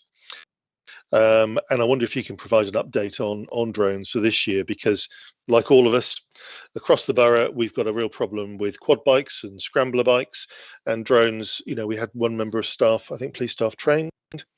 Where are we with that? And finally, a sort of a meaning of life question to both Brian and Chris, particularly to Brian. It's great to hear all the great news and, you know, the solid work that's being put in. But when I talk to enforcement officers, when I talk to police officers, when I talk to other, you know, frontline staff, they say, God, we haven't got the money to do that. You know, we're really, you know, we'll try what we can, but, you know, priorities are priorities. And I wonder, you know, this scrutiny committee will have a responsibility next year's budget to be recommending how money is spent and where it's spent. From your point of view, Brian, where are we really short? You know, where is that shortage of resources as a result of what's happened over the last 10 years? Where is that shortage of resources really causing problems in the services you manage, and where really should Cabinet and Council be looking to switch some investment and really invest to make a real difference to the problems we face? Thank you, Chair. Councillors, Brian, was that question aimed at Graham Hall? Oh, sorry, Graham. Yeah, sorry, Graham Hall. Yes, sorry. I could joke on there, Councillor Wallace, and respond with a different name, but I won't because I know you that well. In terms of the questions that impact upon this area of business, I'm quite used to public service, 40 years of resource, if you like, issues. You manage with the resources that you've got, and it will always be nice to have additional resources. But clearly, we can't have that. And therefore, I will answer your question in a moment. But what I will say is that we've introduced the tasking and coordination process, which basically we've got to look at what the risks and threats are within our communities. And we do that with your dear selves to set the priorities. And we only have a number of people for which we can get results from. And we've got to ensure that they are doing the right things. So through things such as scrutiny, you will tell us whether we're doing the right things or indeed we're missing some of those particular priorities within the borough. It would always be nice to have additional resources, and I would like more civic enforcement officers, because then I could improve the level of service which we give to our communities by having a more accessible, visible presence on our streets. Clearly, the police have a similar problem in terms of the limited resources, so I like to have that visibility because it provides reassurance. And as Councillor Cousins, if you see a police officer or a PCSO or a civic enforcement officer and you have a little bit chat, you can't undervalue that process in terms of the information and intelligence you can achieve during 5 minutes chat or a cup of coffee. So I certainly would appreciate supporting certainly some of the frontline services, but I am very, very happy with the way that we support it. And more recently, I've had a number of discussions both internally with senior officials and also cabinet members, and I'm reassured that if I need any specific resources for a specific problem, then clearly they will attempt to accommodate me in terms of those requests. So say, for example, I have a complex investigation where I don't have the resources. I will link with partners, as I have done and I'll continue to do. I go to Chris Knox and say, can I have some investigators, so can I have some police officers to support us? They will give us that support. In addition to that, I'll go to Councillor Dulston and say, I need more support. I'll go to Ian Thompson, Dave Winstanley, I need more support. And if clearly I can justify that, I do feel as though I have the relevant support. So in terms of the question, Councillor Wallace, we could always have more resources. Civic enforcement, I think, would be of benefit because I would like increased presence on the street in that sense. Back office, again, is very important, but again, we make good use of what resources we have. In terms of the question in relation to the figures, I welcome that observation. I could go into great depth through the various managers in relation to private sector housing. I certainly could tell you that in the Northgate area we've had a 16% reduction in empty homes. I could tell you that we've had a reduction in the energy efficiency numbers as well. But what I'm going to do is I'm going to give you a more comprehensive breakdown via the manager in relation to those figures and also your observation into dog fouling as well. We will give you those figures. In relation to prosecutions through the courts during COVID for dog fouling, the numbers will be very, very low, but clearly there are other actions that's been taken, and I'll ensure you get that information. Okay with that, Councillor Walls? Yeah, can I thank Keith for that? No. Thank you for that answer. Chair, I wonder if there's anything on drones from Chris. Yeah, first of all, thank you for that. That's a good prompt for us, Councillor Wallace. In relation to drones, we're utilising the drones on a regular basis in Darlington, not just for off-road bikes. We do have 2 trained drone officers now, but I know they're looking at doing some further training, and we've used them extensively over the last few months. The actual reporting of off-road bikes is a lot lower, which is possibly down to the pandemic, although we still do get reporting and we are reacting where we can. Just to echo Graham's comments about resources, certainly from the neighbourhood policing team perspective, I'm quite happy with the level of resources at the moment. And as I sort of articulated on the issue with the burglaries and some other issues we've had in Darlington recently, we have brought other resources in for bigger problems where we need them. So I feel between the response teams and the neighbourhood policing teams, we've got enough frontline resources in Darlington currently. Thank you. Councillor Dulston, do you want to come in on? You've got your hand up now. Just wanted to make commentary on resources, because it's something I'm very keen on maintaining, that we have a strong team out there dealing with the issues that affect the community. And I was copied into an email earlier in the week, actually, because we've got a number of people off due to COVID, like you know, the council suffer the same effects as other people at the moment. And one of the emails back was from Dean, who's the inspector, and he said, you know, more than happy to pick up some of the jobs and support you and your team, Graham, because you did the same for us earlier in the year. That's the type of service we get by working so closely in partnership together. I think the second point to make, what Councillor Wallace was asking around what are the priorities, certainly my priority, and something I'll be wanting to focus on over the coming months, is our ability to investigate, because that's probably what's missing. I think we need to increase our capacity with investigators to make sure that we can have some meaningful cases put together, whether that's closure orders on properties that are causing a nuisance, whether that's dog fouling in our communities, or indeed if that's securing investigations to be able to crush even more vehicles and take those out of circulation from the fly tippers. Then that's the type of thing that I would want the community safety team to have a massive focus on. So that would be my commentary. Thank you. Thank you. Graham, do you want to come in on there?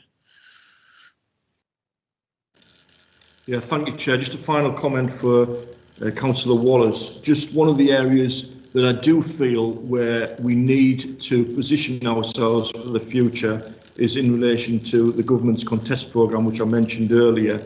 The transfer of responsibilities from the police to the council will impact considerably on your resources in community safety. However, in support of that, I've already flagged it up via Ian Thompson and also Ian Williams, likewise Councillor Dulston, and I'm confident that I have the necessary resources to position the council to meet the future demands of contest, prevent and channel reforms, which are mandatory legislation. Thank you. Before you bring you back in, Councillor Wallace, I've got Brian Graham. Are you wanting to add to that? Yes, thank you, Chair. I was just going back to dog fouling. When we've been talking there, I've just done a quick recce on lagging, which is obviously the council's reporting system. For the period of January up until to date, we've had 36 reports from the public on regarding dog fouling this year. This is compared to the same period last year was 43, so it's actually gone down this year. Now, I'm not saying for 1 second that, you know, there isn't a problem out there. Maybe it's a apathy, maybe people are just accepting it, but actual reports of dog fouling this year compared to last is actually down. Okay, thank you. Councillor Wallace, do you want to? I'll share those figures with residents via social media and see what comes back. But thank you very much for those answers. Appreciate it. And also, yeah, if you could share the figures with the whole committee, that'd be great. And just without wanting to jump the queue, Councillor Mrs. Cully, is your question on the current topic, or is it a separate question? You put your hands up during the conversation. Got all sorts of questions, thanks. Okay, I'll leave you. I'll make you get back in line. Okay, Councillor Heseldine. Thank you, Chair. A lot of the issues I want to raise have sort of been covered by questions from previous members, but I agree with Councillor Cousins that this should also be a member-wide presentation. There isn't a councillor, I think, that doesn't have some of the issues or want to understand the figures and how things are going within their patches. But one of the things that's not being said is, well, it has in a small ways. Well, not roses, maybe not the right word, but it's interesting to have the figures and be positive about what we're doing. But what are we really that we're not doing well, that we need to focus on a little bit more to improve what's going on? I understand with the figures being down on recorded crime, which is what we're talking about, but not being broken down. When we spoke to the police before, you talk about burglaries, and the police response to that, and I no disrespect to the police, I love working with them, is dwelling burglary, shed burglary are two different things. To the resident, they're not. It's a burglary. They've been robbed. So we need to clarify on things with that. And the figures they're giving us are on recorded crime, but the levels of unrecorded crime are quite high. And you can see that most days on social media, where a push bike's been stolen, someone's put it on social media. We want this bike back. If it's not bike back 5 o'clock tomorrow night, we're phoning the police. And depending on who you are on social media and who your contacts are on social media, it's quite often that stolen property is returned. So it doesn't go any farther, but it's still a crime. Do the police react to sort of stuff that's on social? Do they monitor it? And I know sometimes it's difficult to follow up, but it is still an unreported crime to the police. And I wonder if they chase that up. And I just wondered what the council, we talk about this partnership working, and I've gone on about this for quite some time, for quite a long time, is there still is a lack of confidence from the general public and from residents in both the council and the police where crime and antisocial behaviour is involved.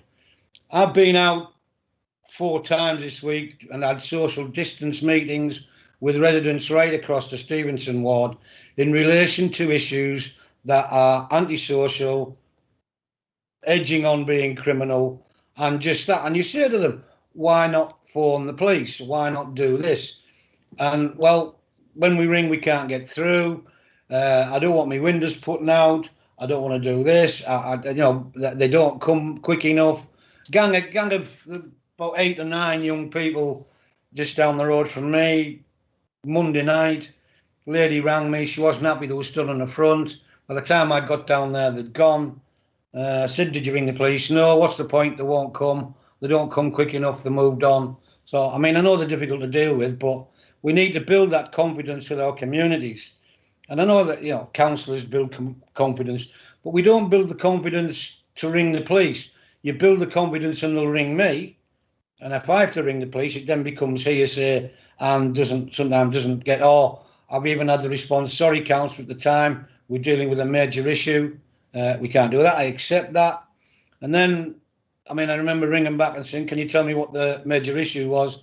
And it wasn't a bigger crime, but there was only 2 police officers on duty to cover a 13 square mile patch. And I understand that. And I don't want to get political, but we know the reasons why the police aren't as effective as they were. And it boils down to money and resources and manpower.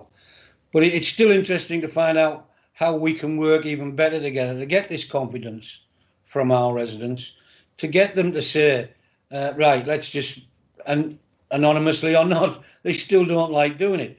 And Graham, you mentioned talking to the local team. It would be nice to see them now and again. When we had PAC meetings, regular PAC meetings, you could get residents to meet the PSOs and meet the police officers. I know for COVID we can't do it, and I know the police are now doing online PAC, but it's not the same. It's not the same as actually having a police officer or a PSO stood in front of you and having a chat.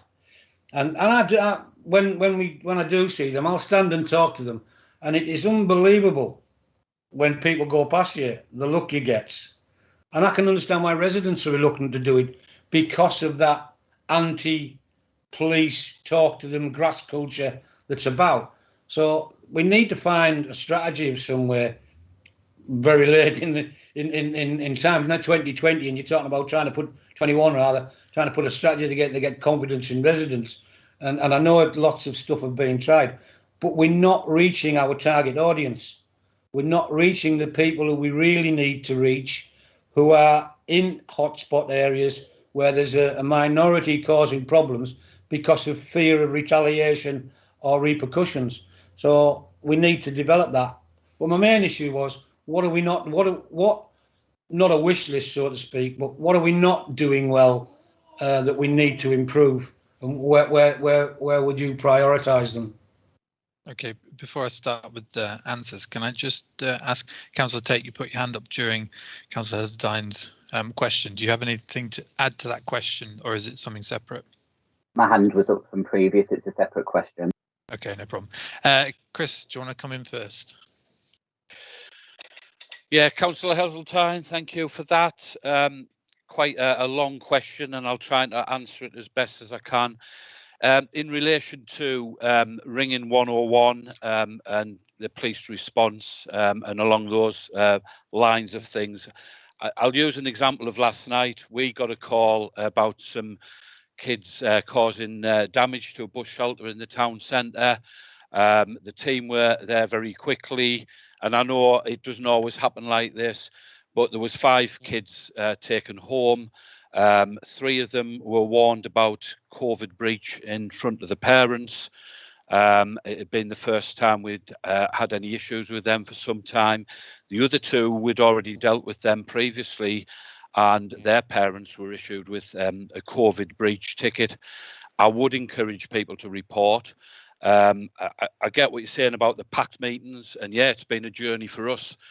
Looking at how we're going to get around that, but Sergeant James Woodcock is doing a piece of work about the pact moving forward and getting the councillors involved in that, where it'll be more of a meeting like we're having now. And I accept that we don't get everyone involved in that. But another task that was highlighted on the point you made about contact with the police and the councillors through Dean as the neighbourhood inspector. Each of the sergeants have been asked to task their PCSOs over the next few weeks to make a phone call to every one of their councillors in their area and start that engagement up. So moving forward, that's another method that we can get information across from the public. Also in each area, we've brought in what they call Darlington in the know, which is a system whereby the community can get updates on issues for their particular area. So they tick a number of boxes when they sign up to it of what information they want and for what area in the town.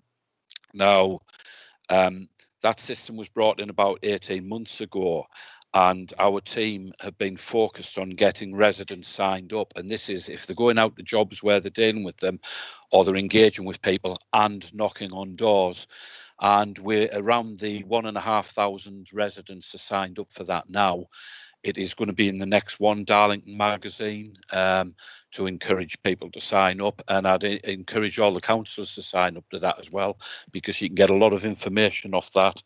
Of what's happening in the area, but also it's another method where people can raise concerns that can actually put their concerns on that themselves.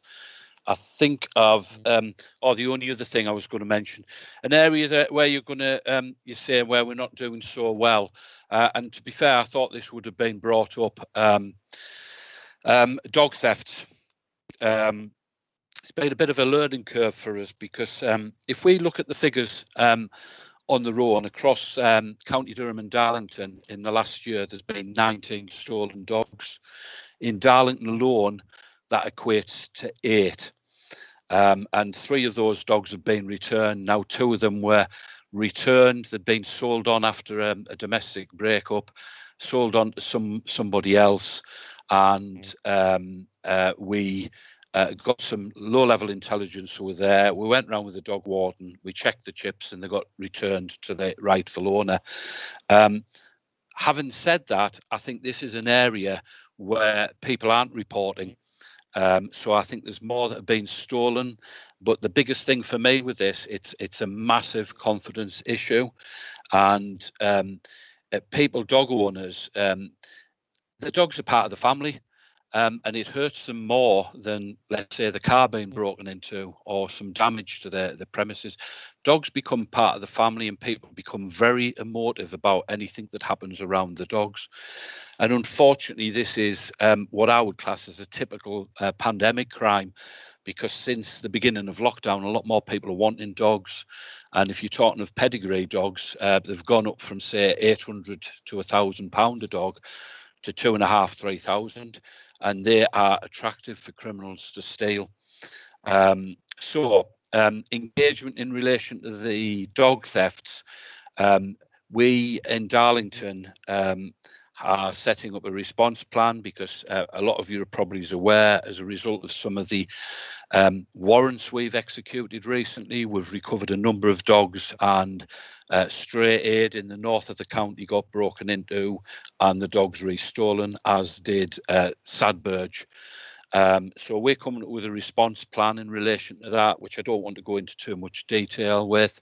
Councillor Donaldson's supporting us with a little bit of money for something moving forward. I'm not going to lift the lid off that in this meeting, because there'll be some media coming out of the back of that. We're working closely with the community safety team, the dog warden, but on his own, one dog warden and a dog scanner is quite difficult.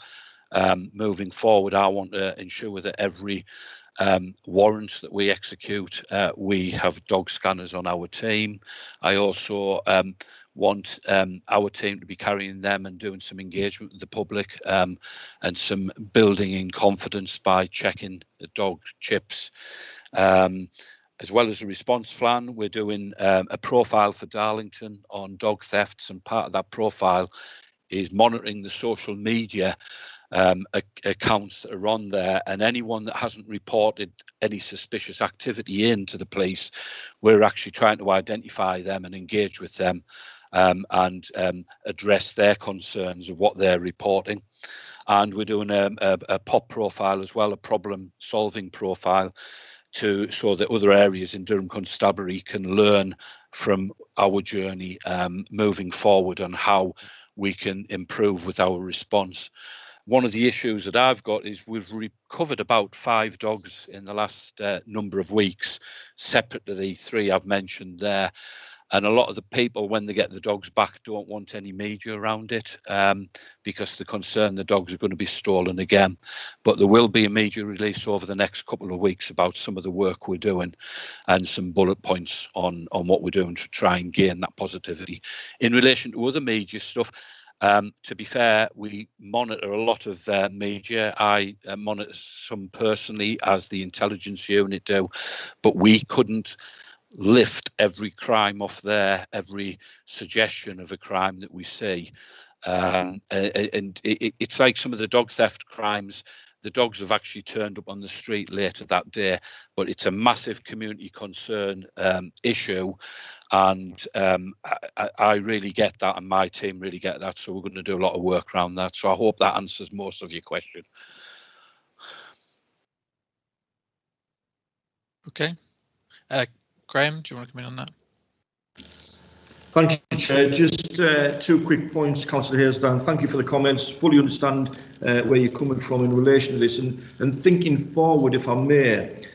Clearly, 23 of the councillors have had the training in relation to eyes and ears and the Confidence Academy, which was a joint presentation with the police. And not to put on anybody's toes here about what the thought of that, but the idea of the eyes and ears and the Confidence Academy is to achieve exactly what you're talking about. It's about how we can more effectively communicate our informations with the public, how we can engage them more effectively, In this particular project, it's using a virtual street, and our initial plan prior to the COVID pandemic was to come out to your communities, to put the virtual street up in your community centres, to invite you and your associates, friends and residents along to actually look at the virtual street, which identifies community problems. And once having identified them problems, what is it that the various services can do to actually tackle those issues?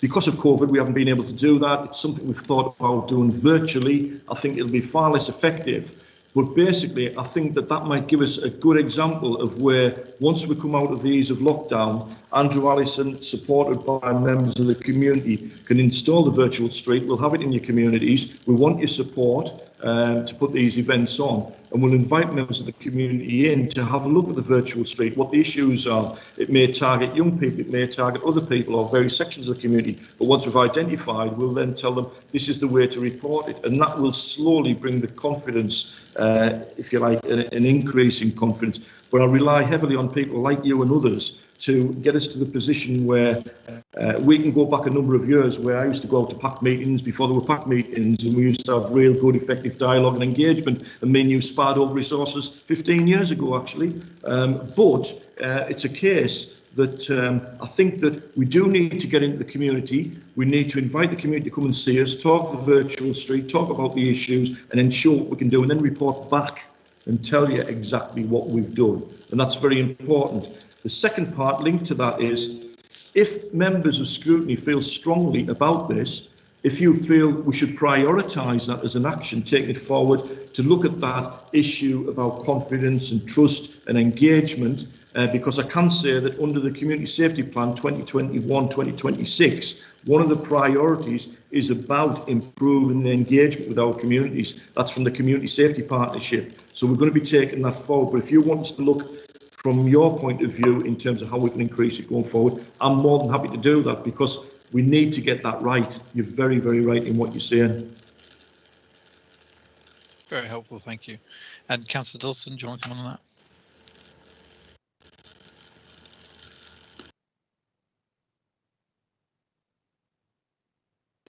You're on mute, Councillor Dalston.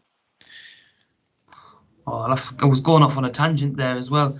No, just to echo what Councillor Edelstein said, I think every councillor should know their PCSO as a basic, and they should have constant communication. They've all got mobile phones, and they should be picking up the phone both ways, councillor and PCSO, backwards and forwards. You know, once a week, once every couple of weeks. I check in with the chief inspector, the inspector, a couple of times a week as my town-wide role. So I see at ward level it being exactly the same.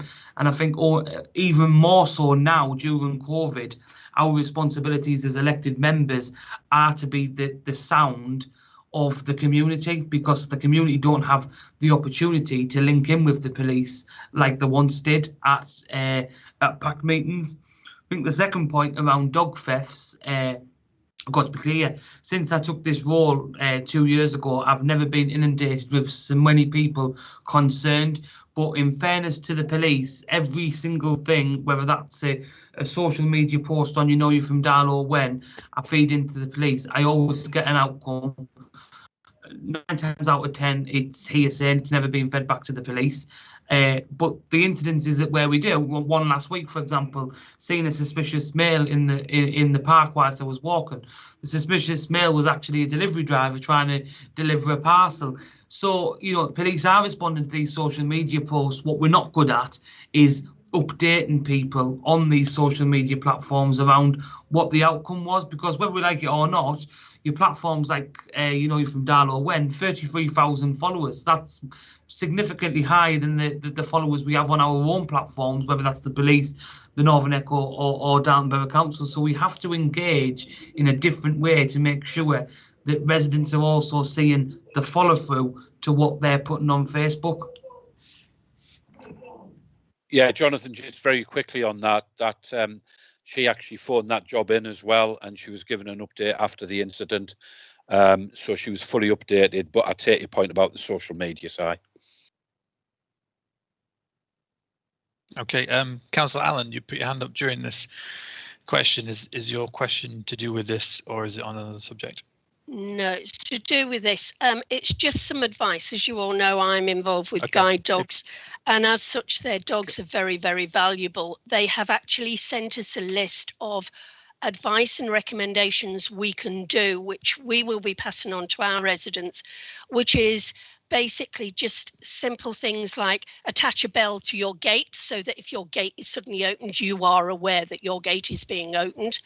If people talk to you in the street, especially people you've not seen before, and they take an interest in your dog, walk away, don't talk to them, and never give your name out to anybody else. Never give the name of your dog, because if those people follow you, say, into a park, they can call your dog, and if your dog's a happy, friendly dog, it will go to those people.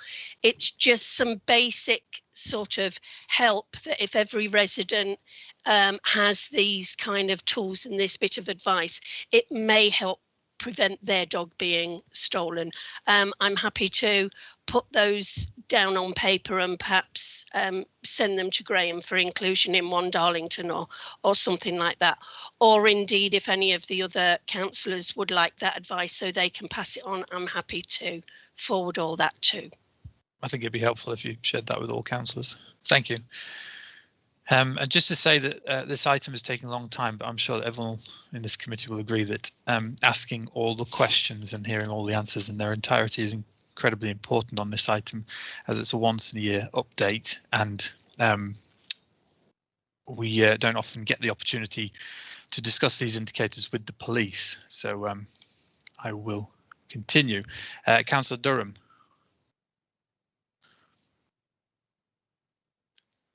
Thank you, Chair. Thank you, Graham. Thank you, Chris, for the presentation. I'm always filled with confidence when I'm in your presence.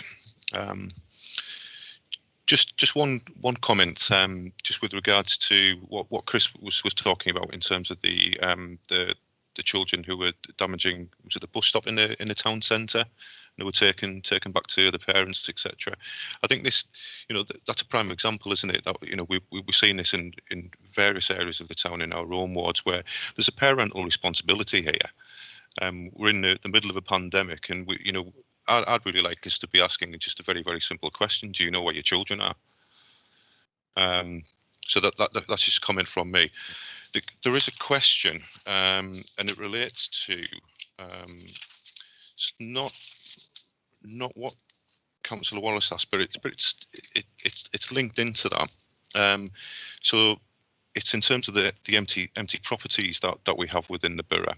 Now, there's obviously been a lot of focus on the Northgate ward because it has historically been an area that's been neglected. In December 2019, Councillor Johnson brought to Council the proposal to charge increased council tax premium for empty properties. And at that time, they were looking at 154 properties being empty for over 2 years. As part of the Northgate initiative, there's been a reduction of 12 properties since that time. But at Council in January, when we were setting the council tax base, we were actually saying that there were 202 properties which are being empty for over 2 years. So it possibly flags to me is, obviously need to make sure that we're comparing apples with apples, which from the numbers that I've got, it seems to be, but it maybe suggests that we've got a problem elsewhere that, we maybe, because we're focusing a lot on the Northgate, we're not maybe picking up elsewhere. Thank you. Graham, do you want to take that? Thank you for those comments, Councillor Durham. Just to reassure you, to answer your question, you're right that we are putting a focus on the Northgate, and the majority of figures that you've probably seen are around the Northgate area where we have had a reduction. But to reassure you that we are looking at the wider borough, and the way in which we're doing that is to complete, I referred to it earlier, this housing stock condition survey, which includes the empty homes as well.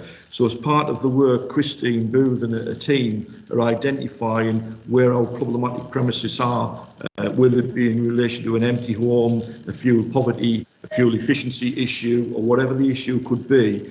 And then through the increased powers that we have and increased training as officers, we intend, although there's only 5 officers, but we intend to target all of those areas. So you're right to say that at the moment the emphasis and the focus is on Northgate, but it is not to try and neglect the other areas. We'll be aware of that information. I can get you the numbers, particularly a brief would be helpful for you as well, and I understand that. But that information we do have, we will target those areas, and really we've got to make some real inroads in relation to the empty homes. A good example is the next steps, but that's only 8. That's a small number. We really need a lot of conversions, as you know. And the problem about the empty homes is, and I can ask you, detrimental impact upon the communities. It's huge, really. So it is something that we prioritise, and I'm more than happy to be accountable for that moving forward. Thank you, Graham. Okay, Councillor Mrs. Cully. Thank you, Chair. Firstly, others have already said it, but that was a great presentation, and the style of it was much clearer than we normally get. It was simple to understand, and I think it should go to all members because it is simple. You don't need. I mean, we've had all the explanations behind it, but it was a great presentation. Thank you. The partnership work that you're on about, again, that was highlighted to us in the County Lines meeting that we were in, how well Darlington works with each other. I was very pleased to hear that too. I also find, Councillor Wallace, I'm agreeing with you again. It's just, I know, it's a shocker, isn't it? The drones. You say that there's 2 trained officers. I've been twittering on about drones, or even droning on about drones for many years now, because we used to have to share the damn thing with another authority. They had to go and physically get it to use it in Darlington.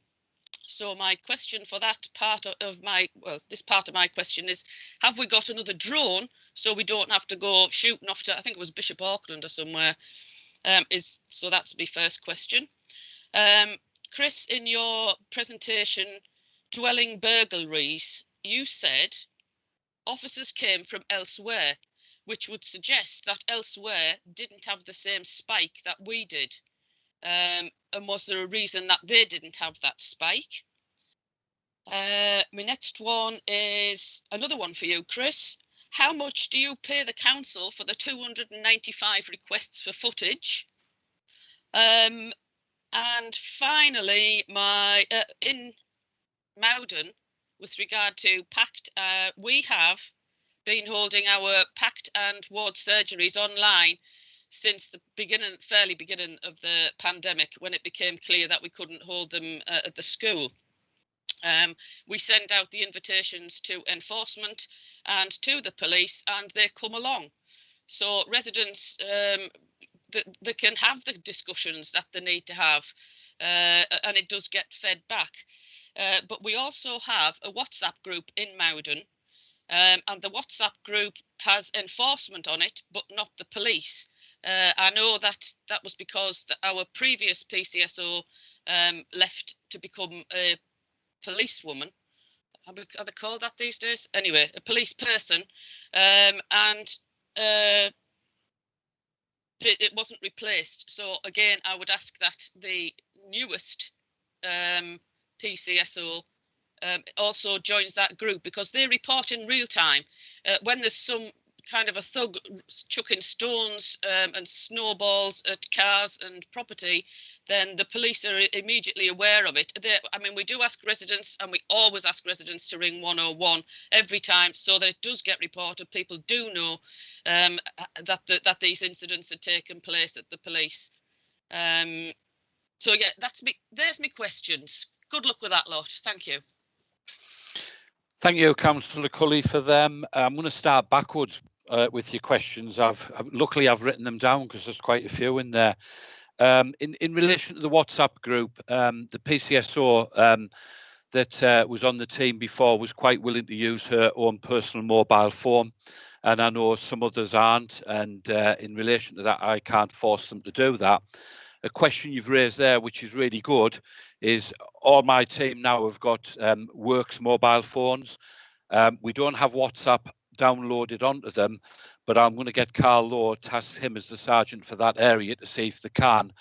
And then what I would like is the PCSOs for the beat to all have their to sign up to WhatsApp on the Works mobile if we can, and use them moving forward. So hopefully we'll get a fix on that.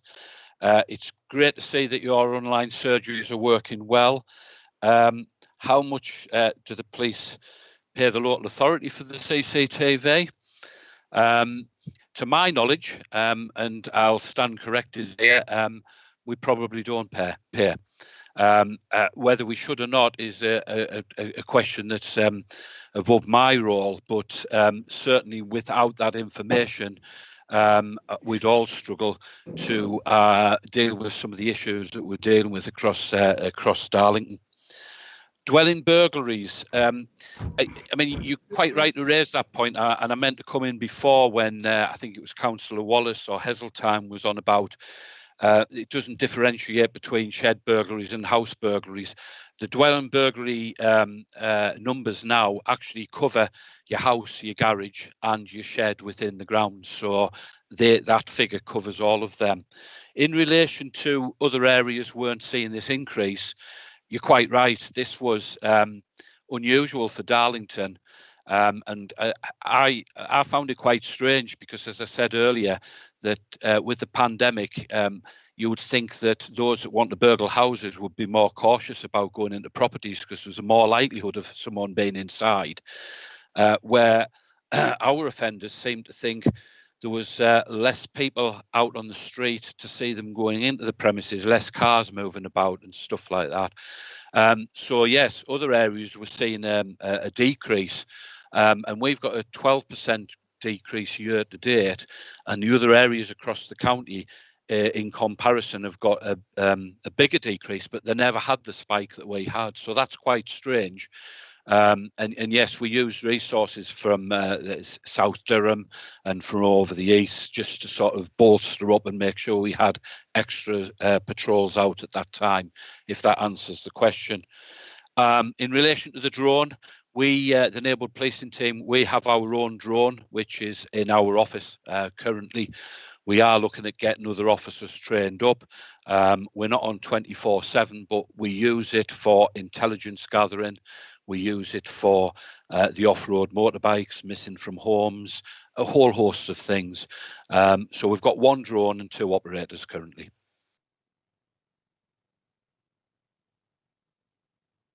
Happy? Okay. Councillor Durham, you've taken your hand down, have you? Councillor Tate, do you want to come in? Yes, thank you, Chair. I've got probably a question for possibly Graham, and then probably a couple of queries for Chris. It was disappointing to hear that a town centre shop was broke into, and it was in Portshouse Wynd. And when we're talking about the CCTV cameras and the coverage that the town centres have, a resident said to me, if a shop in the town centre is not safe with the CCTV coverage that they have, how does that relate to other areas of the town that aren't covered by CCTV?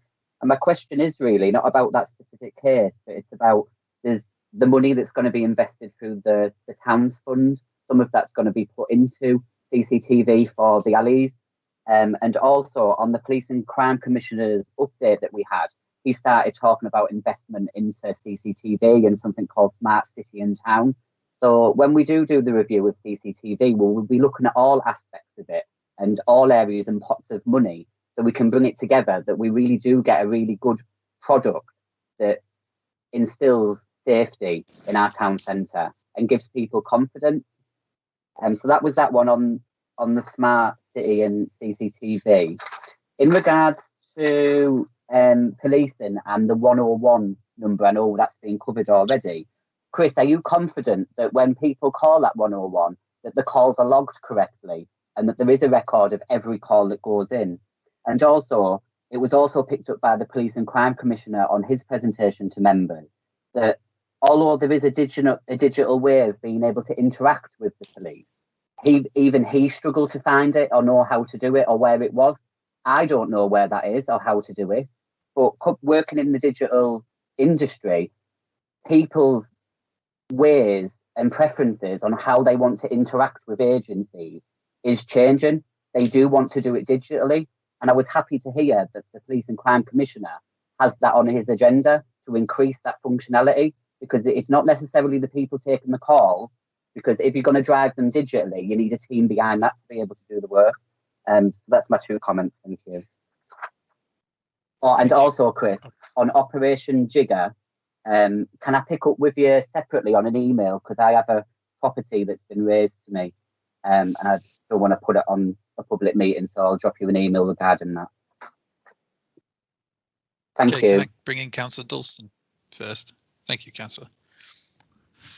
You know, just to give reassurance to Councillor Tate that we see this time and time again and again. I picked up about that particular address, that particular business went onto social media. In actual fact, what people don't know is the next chapter to that, that the CCTV control room were actually a vital part in securing the evidence to make sure that those people were arrested and that the crime was detected. Second point is, a couple of days later, we've seen a fantastic result where the CCTV control room in the early hours of the morning were able to direct officers to a property that was actually getting burgled in progress and able to detain the people responsible on the scene. So again, we see the power of social media of people highlighting the negatives, but the actual next chapter that we're potentially not good at is that we do have some fantastic results from this asset that we don't always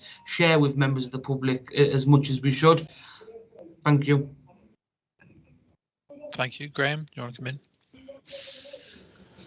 Yeah, thank you, Chair. To build on Councillor Dalston's comment there, I think where we fall short and what we've tried to do is to share with members of Scrutiny the results of the CCTV system, the way it's delivering at the moment. As a former police officer, and having used the system over a lot of years at various times of the days, I've always been very complimentary of Darlington's CCTV system in its whole operation, and I'm aware over the years of the considerable results which it has delivered. So it was regrettable when that burglary occurred in the town centre, but yes, as Councillor Dalston points out, there was a result at the end of the day. However, not being complacent, because I could tell you lots of good news stories about the CCTV, not to be complacent, we acknowledge and we should search the questions around, are our cameras delivering? Are they in the correct locations? Should they be deployable? Should we buy more deployable? How more effective can it be through deployable as opposed to static? We're going to examine all of those questions. We will not capture every area of the borough with CCTV, and never will we. And there's certain difficulties around wines and streets and things of that nature.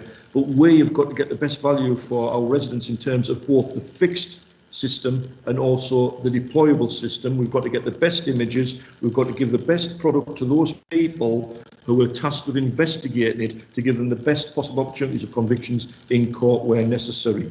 So the review, Councillor Tate, and I welcome the question very much, will be wide-ranging, and I'm more than happy to share the review with you, which will report the results in round about the May time.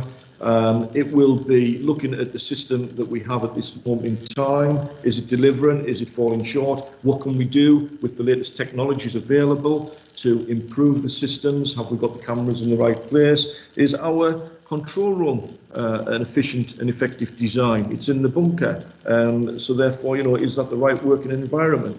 Looking at the latest digital technologies elsewhere in the country, what works, what doesn't work. How can we future-proof our system? How can we reassure you that you're getting good value for money in the residents and the results that you're getting are clearly in line? Because I'm obviously aware of all the negative press that comes at times in relation to the CCTV system. And I understand that, because clearly people are very disappointed when you've got a camera pointing in the wrong direction is the one that normally comes. and it is disappointing to people, but I can also point out lots of very good results which hopefully will bring to scrutiny at a future date. I know that I've had a chat with the Chair and Deputy Chair in relation to a specific presentation just around CCTV, and that may be something for the future. So just to reassure, yes is the answer to the future review of CCTV. If you have specific things that you'd want us to take into account moving forward, please let me know as soon as possible, because we are going at a pace with some of these projects. Okay, thank you, Graham. Okay, Councillor McCollum, got your hand up. Oh, sorry, Chair, I don't think Chris finished my questions. Yeah, I was just going to come in there if you don't mind, Chair. Yeah, thank you, Councillor Tate. I mean, Graham's given a comprehensive overview about the CCTV there. All that I would add from a policing perspective is I'm actually on the steering group, and to say that I'm not totally up to speed on IT is an understatement, but we've certainly got our IT department from headquarters linking in to that steering group with thoughts moving forward from a policing perspective. In relation to the 101 calls, are they logged correctly? Every call that gets through, I'm confident is logged. Am I confident the information on them logs is correct? I would like to think so, but there's always room for some human error. And quite often my team will do ring backs and call people, and we'll find out that it is slightly different to as reported, but not on many occasions. So I think most of them we do get logged correctly once they get through. And in relation to the link, I'm pleased that the PCVC's picked up on that. I know where the link is on the front page, and having said that, I've never had cause to actually use the link myself, so I don't know what the complexities are. I just know it's another system there, but I'll certainly take them concerns as well and see if we can improve that moving forward. Thank you very much. I just think from a member's point of view, if you want us to be the eyes and ears of that project, is I'll happily advise and encourage people to use that form if they don't want to make a telephone call, but if I don't know how to use it myself and I don't know where it is, I'm not going to be able to do that. Yeah, from my remembrance, I've found the link on the front page of the Force intranet, I believe, but I'm going to go and check up on that after this meeting myself. Thank you. And I will drop you an email about the Jigger piece. Yeah, that was the third thing. Thank I was just you. going to say, drop us an email and we'll sort something out. Yes. Okay, Councillor McCollum. Thank you, Chair. Can I echo the calls for the presentation to be circulated to all members? It's particularly interesting, and I know members may catch up with the YouTube feed once it's all said and done, but I think it's really useful. It's obviously a concern for everybody. Reflecting upon the contributions members have made, and certainly a comment you yourself, Mr. Hall, that you made, I think that public trust and confidence is certainly, I think that has to be a priority. I think members have raised it in multiple different ways, in multiple different facets, over multiple different topics. I think it really should be a priority going forward. So I just wonder, it's one of your service objectives. How is public trust, confidence and satisfaction being measured? How are you going to improve on it year on year? Because I think that's one of the statistics that we unfortunately haven't had in the presentation. Thank you.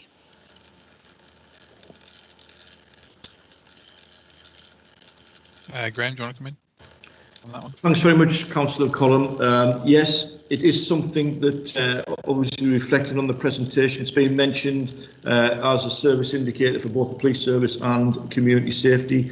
It's something that we welcome.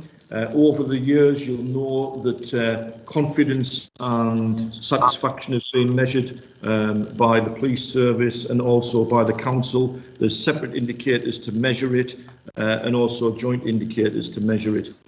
I'm a little nervous around the benchmark relating to it, because whether that benchmark is a fair and accurate assessment of the current levels of trust and confidence within our communities, I wouldn't be as bold to say it is. And I think that's a very, very challenging type question in relation to where does that benchmark rest at this moment in time.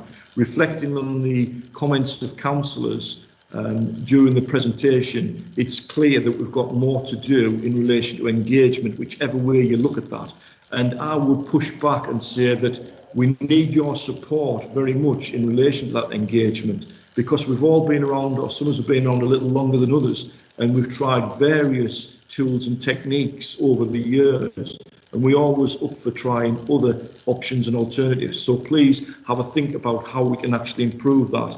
We'll try and actually arrive at a benchmark, and again it involves more work, so the back office is going to take the brunt of that. One thing I did want to introduce, and I haven't been able to, so there's an answer to a question I was asked earlier, is to look at the satisfaction levels with the Community Safety Department. So of 200 customers, how many were satisfied with the service they received and how many weren't? And I wanted to do that. I haven't been able to do that because of the back office support. We've had to prioritise other things. But it may be we reflect on the presentation and the comments that's been made today, and it may be that we start with that satisfaction. So if I come to you next year and say, of the X number of calls, actually 20% were happy and 80% weren't, you're going to have some serious concerns with me, as an example. On the other hand, 95%, if you like, good satisfaction, then you're going to ask about the 5% and say, how can we improve to get that 5%? So we will look at establishing a level, which I think, you know, is realistic for us all. But I think you'd agree that benchmark is a tricky one. Thank you. Thank you. Councillor Keir, were you wanting to come in on that? I was. It's related to that, and it's about the culture, and it's about how changing people's perception. And to Councillor McCollum's question, I agree with her. I think we have a lot of scope, particularly at the front end, to make it as easy as possible for people to report problems, because that confidence is about being able to report it. And then I think where we're really lacking is getting some sort of a feedback or some sort of a outlet that says, this is what we've done, because people just don't see it. And I think we're at the stage just now where we're at a kind of a tipping point with people. You know, they've got some people are frightened, some people just feel it isn't worthwhile doing anything. We really need to, you know, what's the point, that area? And I think to pull that back, making it as easy as possible for people to report those problems so that they're confident that they are registered.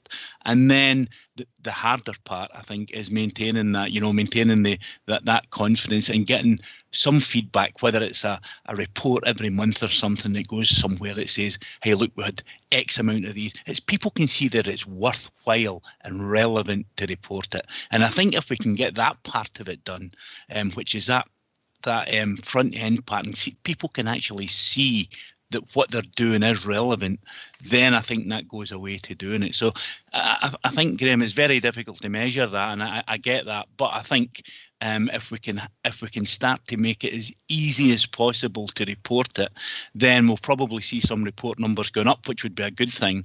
And then after that, you know, if we can start to then let people see exactly the outcomes for that, good or bad, but it gives us something to go forward. So for me, that's the sort of a thing that would go for to change that culture.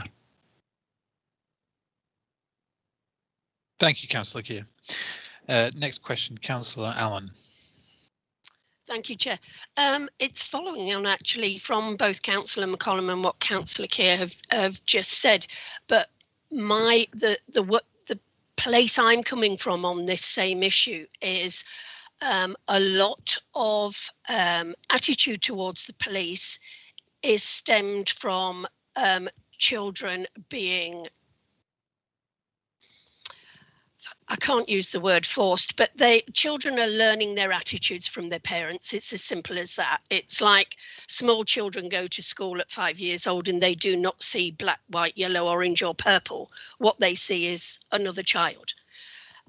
So these behaviours are learned within the home. So are you able, and might you have a budget at some time in future from central government regarding doing more with schools, both right from reception, right from infant schools, all the way through, so that children, if they have a constant good presence of the police on what the police can do, they will learn up not necessarily agreeing or listening to the negatives that they hear from their family members, etc.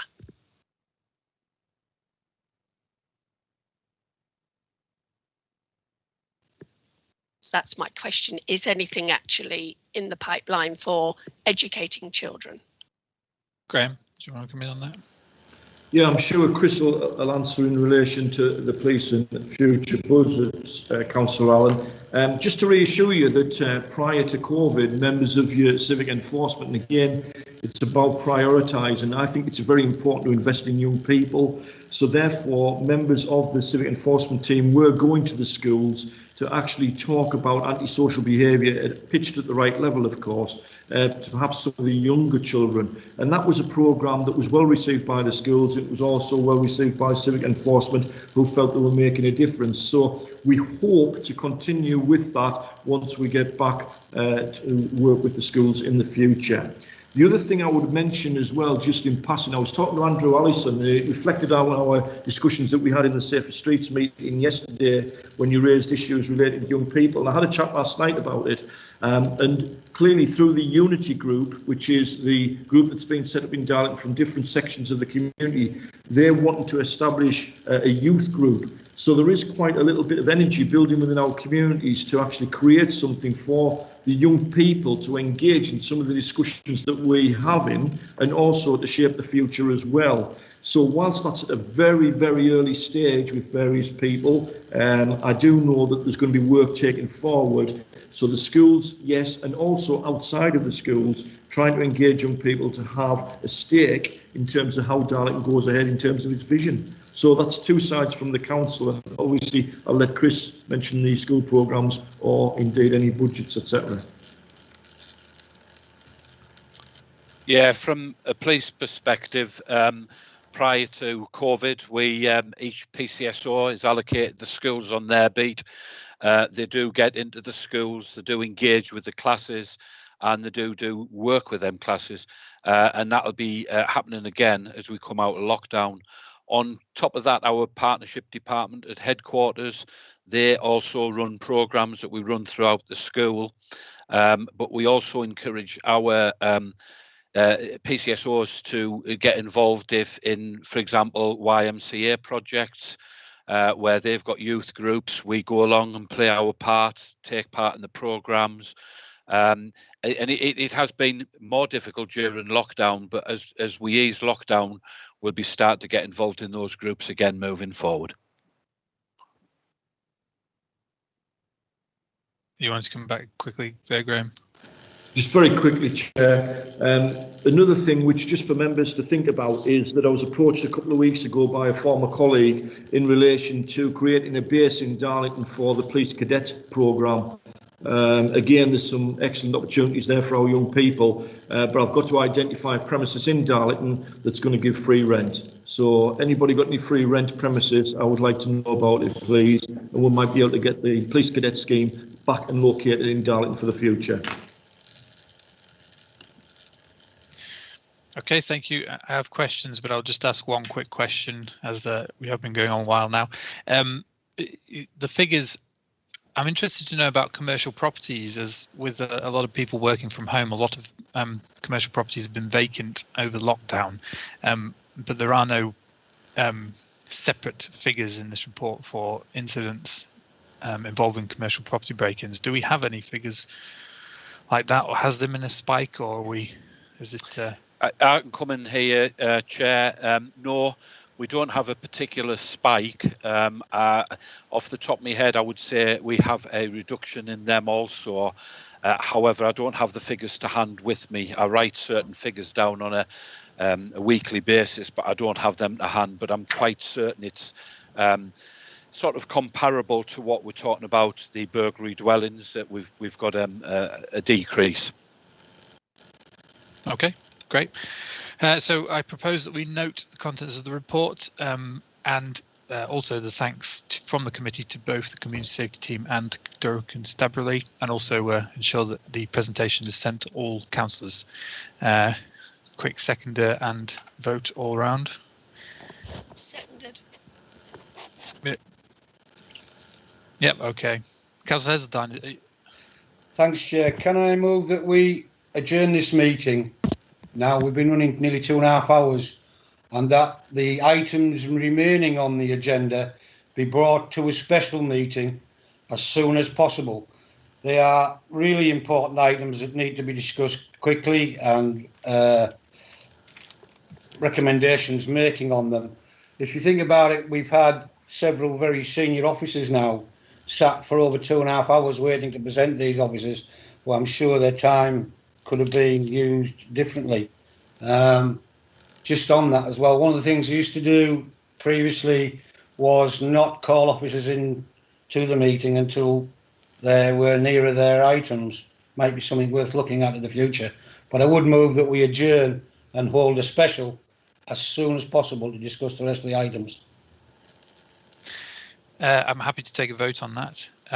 It was a very important item that we've just been taking, and very thorough, and I thank the officers for that. But also, you're right that the subsequent items are also incredibly important and possibly will be just as thorough. So, Dave, did you want to come in on that?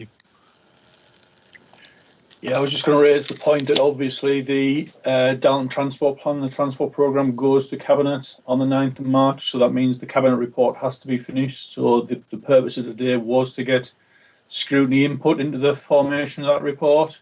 So I think the report goes out on Monday. So adjourning means the Scrutiny Committee won't be able to input into that report. If we could take that item as a priority, if there is any discussions to be had on adjourning. Thank you. Okay, Hannah, how about the possibility of continuing that item and adjourning the rest of the items? If you want to take a vote on adjourning, then yeah, you can do that item now and adjourn. Chair, you might also want to do the School Streets Initiative review, because that has recommendations to Cabinet as well, which could be included in the local transport plan report, which is going to Cabinet. Just to make a comment, Chair, I'm going to have to leave the meeting anyway, regardless of the vote. It's 2.5 hours now, and I jump in on these during my work day, so I stayed as long as I can, really. Chris, did you want to say something? Yeah, Chair, if possible, I'd like to leave the meeting now as well. I've got other things on this afternoon. Yeah, that's fine, Chris. Thank you for your time. Yeah, Chair, thank you very much, everyone. Can I just ask, is it possible, Anna, to have a meeting between now and the 9th for these to be dealt with? Or is the timescales for it going to Cabinet mean it has to be done today? The issue is the papers are due out next week. So it's getting the papers updated with any recommendations or comments from the Scrutiny Committee. So the papers go out. Where are we? Monday, Hannah. Monday, yeah. So it's quite tight to get another meeting in. So let's just take a vote on that then. Councillor Keir, sorry. Chair, could I would earnestly ask that we sit on this and go for it. Keep the meeting going, because I think we have to get these two things disposed of before Cabinet, and I would like Scrutiny to have looked through these and asked questions and done what they've done, so that we can get it to the Cabinet. I know it's tight, Councillor Heseltine, but I think I would prefer if it went that way. I think the only other item that could be potentially postponed, on your advice, Dave, is the grass verges. We could potentially move that to the April meeting. I would disagree. The grass verges is as important as the rest of them. Oh no, it's absolutely important, but it was the timing I'm asking about. If I could come in there, Chair, yep. I think the task and finish on grass verges is something that needs to be, the detail needs to be dealt with in the task and finish. All I was going to ask for members to focus on is certain paragraphs and the focus for the task and finish, and deal with it in the task and finish. Thank you. Okay.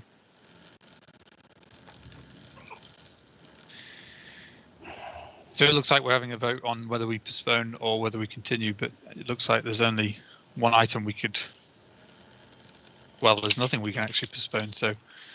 Well, I think in light of what's being said, Chair, let's just go, keep going. Yeah, more than happy to. Okay, so we're item number 5, management of grass verges, and we have Dave Winstanley. If you come in, thank you for that, and thank you for your patience. Thank you, Chair. I'll keep it as brief as possible. Damage to grass verges is something all members have got experience of. It also cuts across a number of services, so it cuts across highways, housing, streeting, and civic enforcement. So we want to work together on this task and finish. We all need a consistent way forward to deal with this in the community.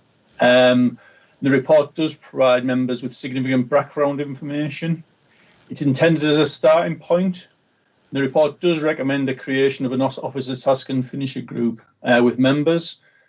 What I'd like to do today, rather than getting into detail, is ask members if they can focus on paragraph 73 and 74, because that gives the suggested way forward and the outcomes. So that's where I'd suggest members spend their time now looking at those issues. I'd just raise one point of caution, is the implications on resources must be an integral part of the review. Thank you. Thank you, Dave. And if we have any questions on those 2 points. Councillor Wallace.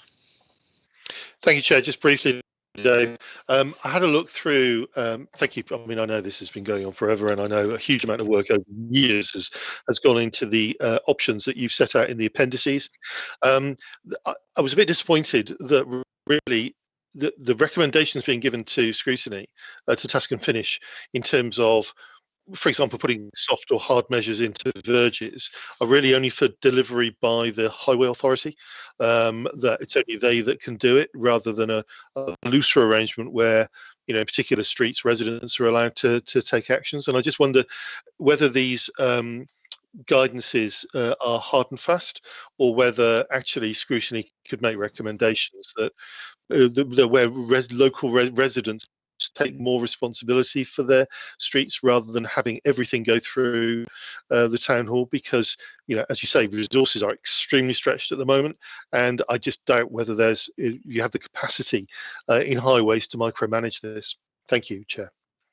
If I can come back, Chair. Yep. I think the idea as a task and finish is to debate all those sorts of issues and understand the legalities of that. And we try to explain it in the report, but to get into the detail of that so members understand the complexities of that issue. Thank you. Okay. Councillor Heseltine. Thanks, Chair. Another quickly is, I agree with Dave on the issues in paragraph 73 and 74. I think they covered most of the stuff that we need to do. But I would ask that we could add to it the inclusion of utility works and damages done to them, to our grass verges, with dumping of spoil and parking of vehicles on the grass verges while utility works are coming on. It is something that could become a policy within the highways to ensure that our utility companies have it clear about their thing. I think that should be in with the review, but not just the utilities. I think we should also look inwardly at our council vehicles and our council work as well when working with our grassed areas and grass verges. I think it all sits together. Okay, can Chair come back on that one? Yeah, I mean, the background information report was aimed at being a starting point, and bringing members' experience into the process, etc., was the intention of the task and finish. So I've got no problem looking at and widening the scope of the report and the review. Thanks, Dave. Okay, thank you. And I think there is a huge piece of work that needs to be done on this, and we can, as long as we agree to the recommendations, begin that with the task and finish group. So I will propose recommendations in paragraph 6, if I have a seconder. Seconded, Chair. Yeah, quick show of hands. Okay, thank you. And I will work with officers to produce that quad of aims. Okay. Item number 8 is the School Street Initiative update. So obviously we had the meeting in our last committee. We brought the findings from the original task and finish. Sorry, I've got Councillor Heseltine, Councillor Cousins. Are your hands up on this item? Yeah, yes, Chair. Just Over the last few months, I've done a bit of research and looked into some of the stuff that's happening elsewhere in the country. And one of the big things that worries me is where it's been introduced elsewhere has actually cost lives. And I think when we're doing this, when this thing is moving forward, that we need to communicate with the NHS ambulance service to ensure anything that is done in Darlington doesn't hinder them in getting their vehicles to residents who may need to call them. There was a case in one of the boroughs in London, well, 2 cases in boroughs in London, where ambulances had 20-minute delays because of lack of communication between the local authority and themselves. We need to keep the police and the NHS informed of anything that we move forward with.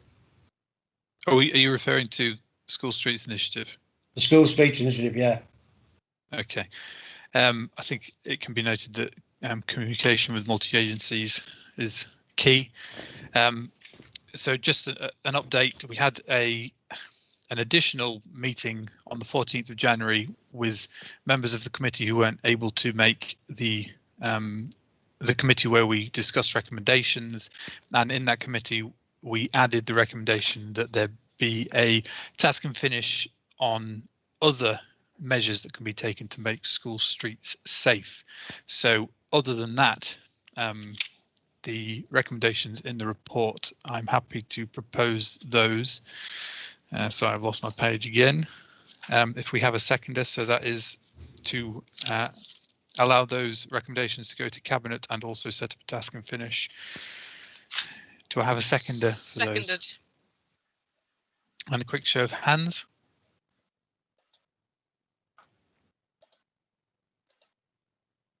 Okay, thank you. So that will go on to Cabinet, and I will work again with officers to set up a task and finish on that subject. Okay, now on to the local transport plan, and David and Stanley and Sue Dobson will be presenting this in 3 parts, and the questions will be taken in 3 parts. The first part will be the summary, and then we have the transport strategy and then town centre strategy that we'll take questions on separately.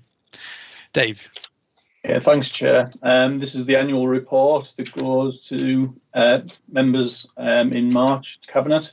It provides an overview of performance and delivery from the previous year and seeks to set the programme for 2021. As Councillor Renton said there, we're going to split the debate into 3 sections. So I'll probably open up for questions on the main report, last year's performance, sort of the programme going forward. Now then I'll introduce Sue, who will give an overview of the framework for the Darlington Transport Plan and ask questions and invite questions there.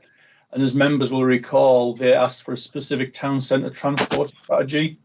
So there's actually a framework being proposed in the report there. And once again, Sue will give an overview of that. And then we'll open up for questions and debate to inform the Cabinet report going forward. So at that point, Chair, I'll open up to questions on the report in general. Thank you. Okay, do we have any questions on the initial report? Councillor Wallace. Yeah, thank you, Chair. So I couldn't find my icon there. On the full report, Dave, through you, Chair. Page, I hope I got the right sections. Page 102, we talk about the town centre parking subsidy. We talk about the Tees Valley Bus Partnership. I wonder if you can comment on this, on how far advanced we are with the Tees Valley Bus Partnership and taking some concrete action. It seems that we've reacted with alacrity as far as car parking is concerned, and yet we have nothing at the moment, as far as I can see, concrete, unless you tell me otherwise, as far as supporting bus services on which a huge number of people in the town rely upon, particularly getting in and out of the town centre. So I wonder if you can give us an update on that. Secondly, you talk in paragraphs on public satisfaction, beginning paragraph 69, about the numbers this year, and obviously there's the appendix at the back sets out what those figures are, and it is, although some of the figures are marginal, as the report indicates, there's quite a significant number that are ticking down in terms of public satisfaction across the board. And I wonder if you can give any idea why that might be.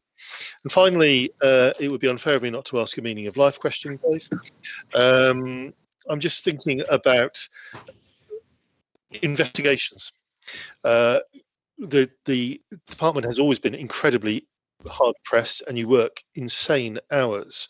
But I wondered where we are. If you can advise Scrutiny on where we are with investigations on, for example, road safety issues, traffic management issues that members will raise.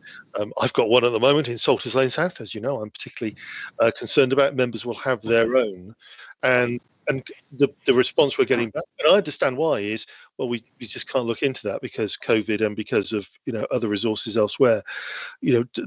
Where are we with investigations, and do you have the resources you need? Thank you, Chair. Thanks, Chair. I'll come back on those 3 points. So in terms of partnership, TVCA are developing that partnership, and they are forming relationships, and the meetings are starting to go in the diary. So we are working with bus operators in an incredibly challenging time. We are looking at ways to improve things. In terms of support, Darlington and the rest of the Tees Valley authorities have continued to support bus operators.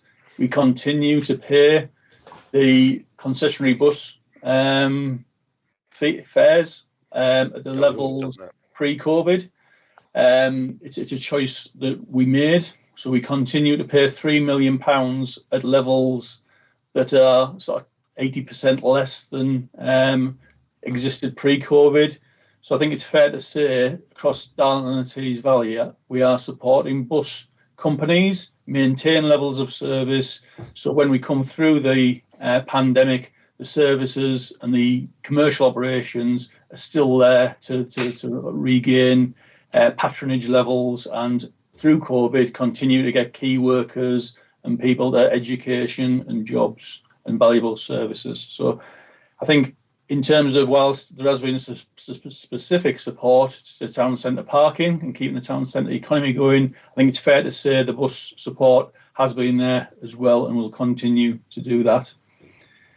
In terms of satisfaction, it's something that we monitor on we obviously look at trends, and there has been a dip this year. And as with other situations, we don't know whether that's an impact of COVID, people changing their patterns, actually going out using walkways that they've never used before, cycleways they've never used before, and expressed a view. Whether it's to do with COVID, so we need to keep an eye on that over the next year to see if performance changes. And what we are doing in terms of the investment profile is targeting areas where people say they're important to them.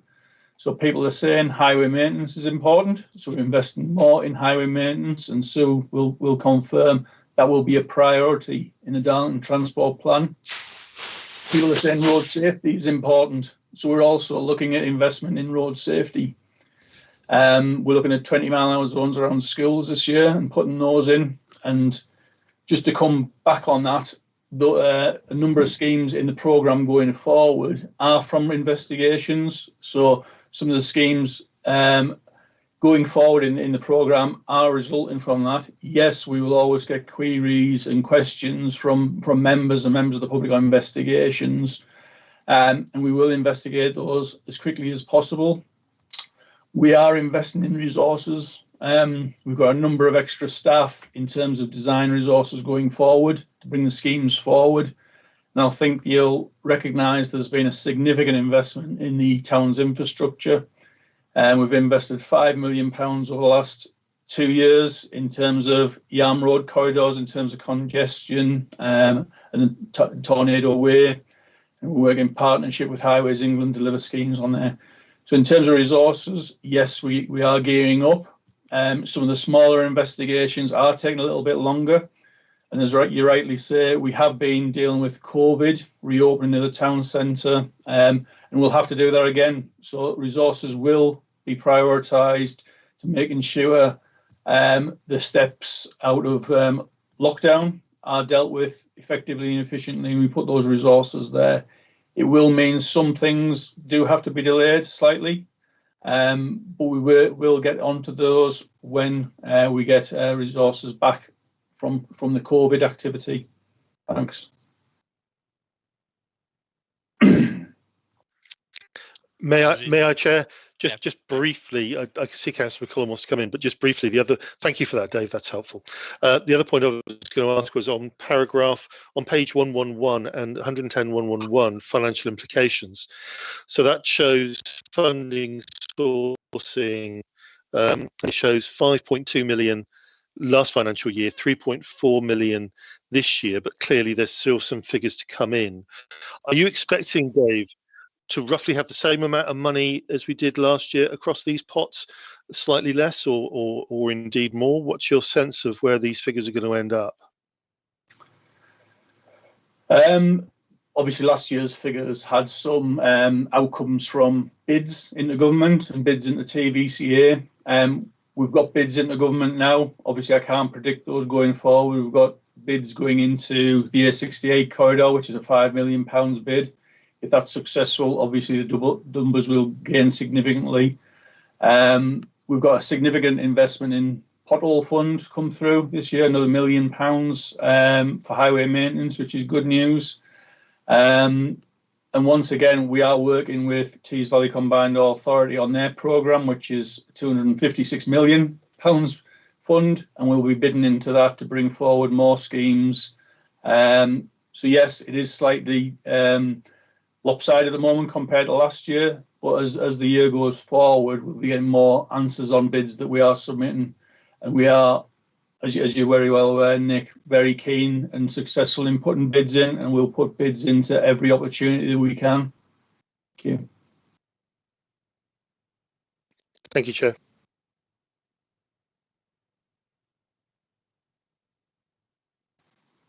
Mute. Sorry. Thank you, Councillor, and thank you, Dave. Councillor McCollum.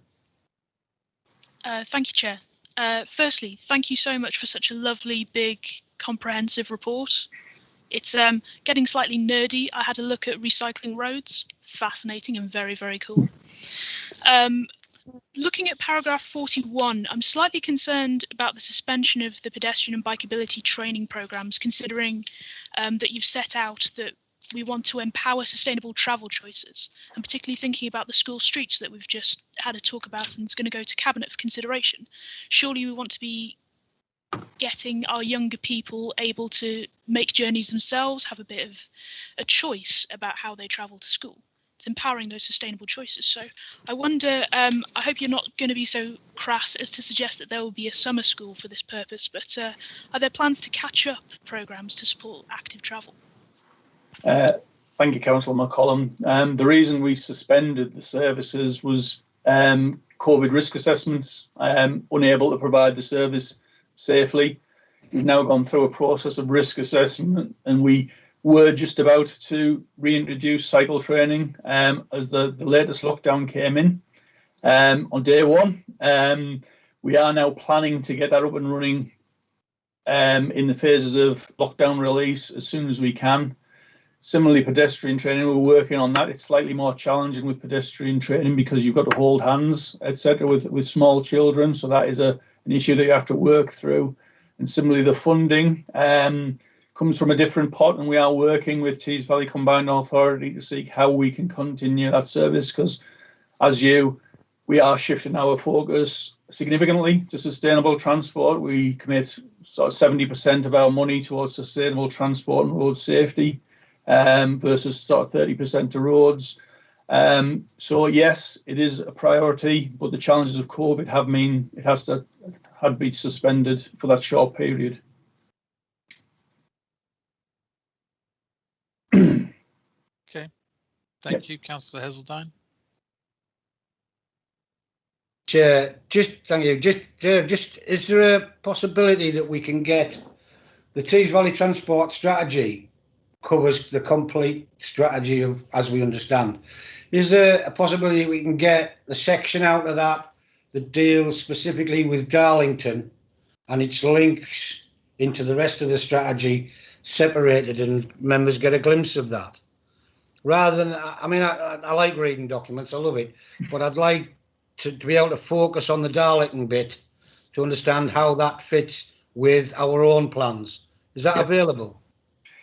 I'll have a chat with Sue about that to see if we can get it. But the idea of the Darlington transport plan, it's nearly a good segue into Sue's section there, is how the Darlington transport plan dovetails into the strategic transport plan and what we'll be aiming to achieve there.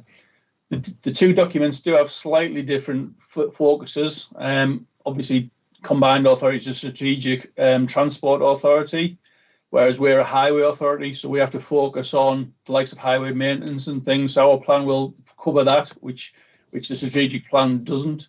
But that, I'm sure Sue will be able to cover some of those points in there. But we can certainly look to see the highlights in the strategic transport plan and the programme that's coming forward and what that means for Darlington. Right, thanks, Dave. Okay, thank you, Sue. Do you want to go on to the next section? Yes, thank you, Chair. I'll just share.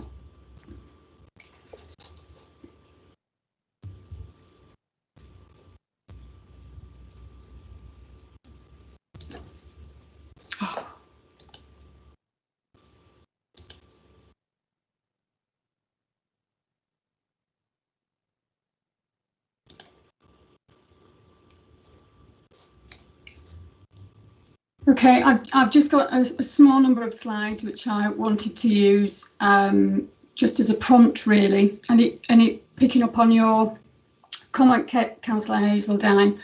This is a transport plan that is to deliver the strategic transport plan. Each of the 5 local authorities across the Tees Valley will have a plan like this, which is us delivering the strategic plan as well as delivering on our own local priorities. So as Dave says, it does have a dual purpose. Just to give you a little bit of context, these were the ministerial commitments that were made, which I did present last year at the same scrutiny meeting back in February 2020. And these remain the commitments from the department and from the minister. I think some of these have come forward in terms of importance with what's happened over the last 12 months. Certainly decarbonisation has come up really to the fore. I think the fact it's first on the list reiterates that. The levelling up agenda has certainly come right up to the top of the agenda. And it's been highlighted as a growing issue as part of COVID, and some of these other issues around rail reform and connecting communities, which is very much around public and sustainable transport, has been affected either in a very positive or negative way during COVID and the response to that, and rebuilding some of the public transport services in particular will be key over the next 12 months. The strategic plan was approved by TVCA Cabinet back in January last year. I take your point, Councillor Hazeldine, about what we get out of this as Darlington, and we are setting our plan, we're mapping it against this plan. So it'll be much clearer when we bring our plan out how we are delivering against this plan. We will also be mapping it against the council plan to make sure that what we're delivering in terms of transport will deliver against the council plan. And I think you'll see there from Councillor Keir's quote at the bottom there, it's about having a transport offer that facilitates efficient movement and reduced carbon emissions in the borough, which again picks up on those national and regional priorities. Just one or two other things for you to consider. One, the impact of COVID, I think is obvious. You perhaps don't see all the detail, but we'll be aware of things like huge reductions in capacity on public transport, massive impacts on the airline industry, proposals to put in more sustainable transport options to support people who want to be more active in terms of their health, the whole decarbonisation agenda and the impact that actually the massive reduction in transport that happened in early April did have an impact on air quality. So there's lots of things that have had an impact, and the behaviour change was reflected in very early lockdown, with a lot of people basically not travelling anywhere at all because we were all told to stay at home. But the bounce back in terms of travel behaviour has differed across the different modes, whether that be private car, whether that be freight and deliveries, and huge increases in things like home delivery, increases in cycling and walking, and whether that can be sustained or not. So those impacts, we don't know how long they're going to last, and we certainly need to build on some of the positive behaviours that have been demonstrated, and look at how we can support and work with the public transport operators to start introducing additional capacity back into that system. The other thing to consider is that the local transport plan, the Darlington Transport Plan that we're asking you to consider today, will form part of the Council's policy framework, replacing the third local transport plan that is currently part of that policy framework. As Dave alluded to, we will have a priority, or we propose to have a priority on maintenance. The budget allocation that we've had in previous years has been on the basis of putting money into maintenance and then managing the network and the transport system and then improving it. The manage and improve tend to work pretty much hand in hand, I have to say. The levelling up agenda will have a significant impact on funding. There's already been an announcement that one of the transport funding pots that we have put a bid into is now going to be put into the levelling up funding going forward, and we are awaiting criteria for that fund to be released. I would imagine that will come out as part of the budget. Obviously, all the policy and guidance that's come out, both as part of COVID and our response to that, and other guidance that's come out of the department more generally, has seen a greater focus on sustainable and public transport.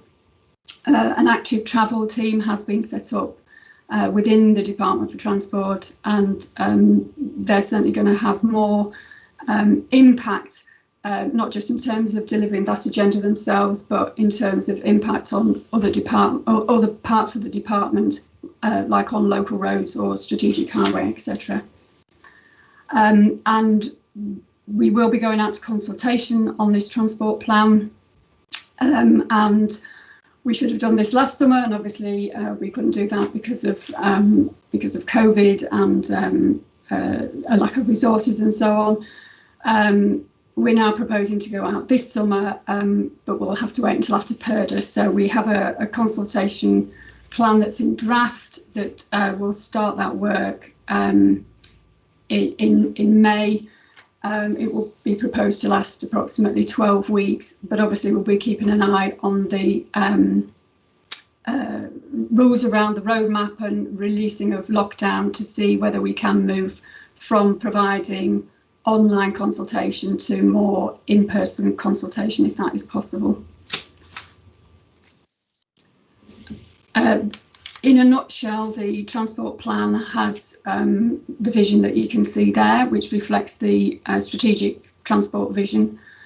And we have 4 aims. These have changed slightly from what we presented to you this time last year.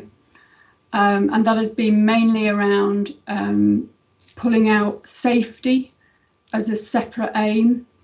And that's really a reflection on the feedback we've had on public satisfaction from the National Highways and Transportation Survey, that actually residents in Darlington put a lot of importance on safety and also on maintenance, as Dave pointed out. But safety is a paramount importance. We actually do quite well on safety.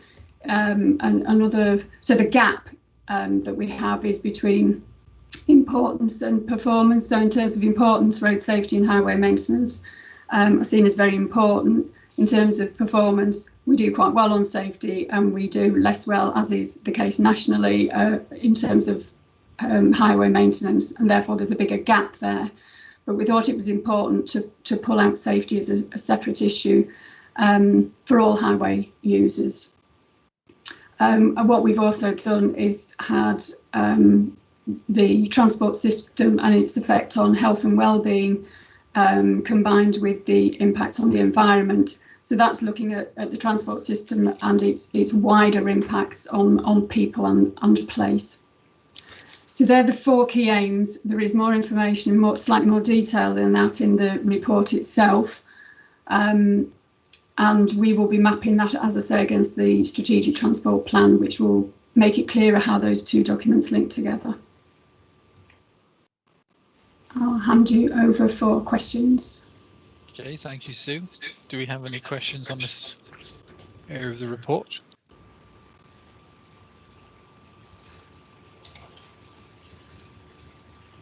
I have no hands up. Oh, Councillor McCollum. Thank you, Chair. Not so much a question, more a comment.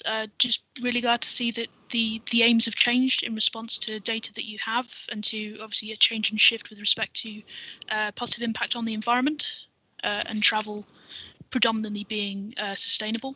I think that's commendable. I wish I had a question, but no, it's very clear and well thought out. Thank you. Thank you, Councillor.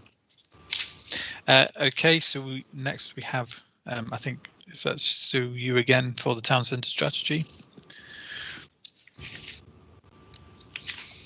It is indeed. This was also detailed in the appendix to the main report. So at the scrutiny meeting last February, members and others requested that we developed a town centre transport plan, looking very specifically at the issues around the town centre, and in particular the fact that it is changing in terms of its function. The town centre plan that has been developed by colleagues and published sets out the following aspiration, which is to make Darlington a town to shop in, a town to visit, a town to live in, a town to do business in, and a town to be proud of. And we've taken those aspirations for the town centre, and we've mapped them against a number of policies for the town centre to make sure that the rationale for what we're proposing fits with what we're trying to achieve through that town centre strategy. So they are detailed in the report, but I have got them in a table. But it's basically, are these the right types of policies for the town centre? When you start listing them, there's 2 slides that capture them all. I think there's 17, I think, in total, or maybe 19. Can't count. 2, 4, 6, 8, 17, I think.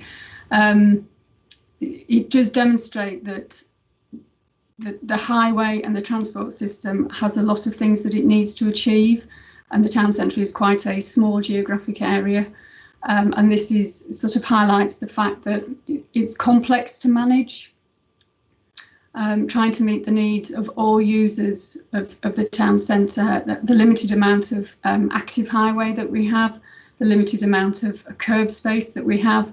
Will always make it a challenge, but I think this is an opportunity with the town centre plan that we can think about it and be potentially radical, or potentially say, no, actually it functions pretty well as it is. And I think that is what needs investigating. It needs to work in parallel with colleagues who are looking at how the buildings may change and the function of those buildings, in terms of some of the spaces that they're looking to redevelop, and maybe take buildings down and construct new buildings. But if those functions of the buildings are changing, then we need to understand how the transport will best serve whatever function that may be. And it needs to work in parallel. We can't have a transport system changing that then means you can't meet the needs of a certain area of land or certain building, and equally we can't have buildings change that suddenly create a different travel pattern that can't be met by the transport system or impedes the transport system. So I guess my questions at this point in time are, do these look like the right types of policies, the right type of approach for our town centre? Are there any that are missing, or any that you would want to be changed? Okay, thank you, Sue. Do we have any contributions, questions, suggestions?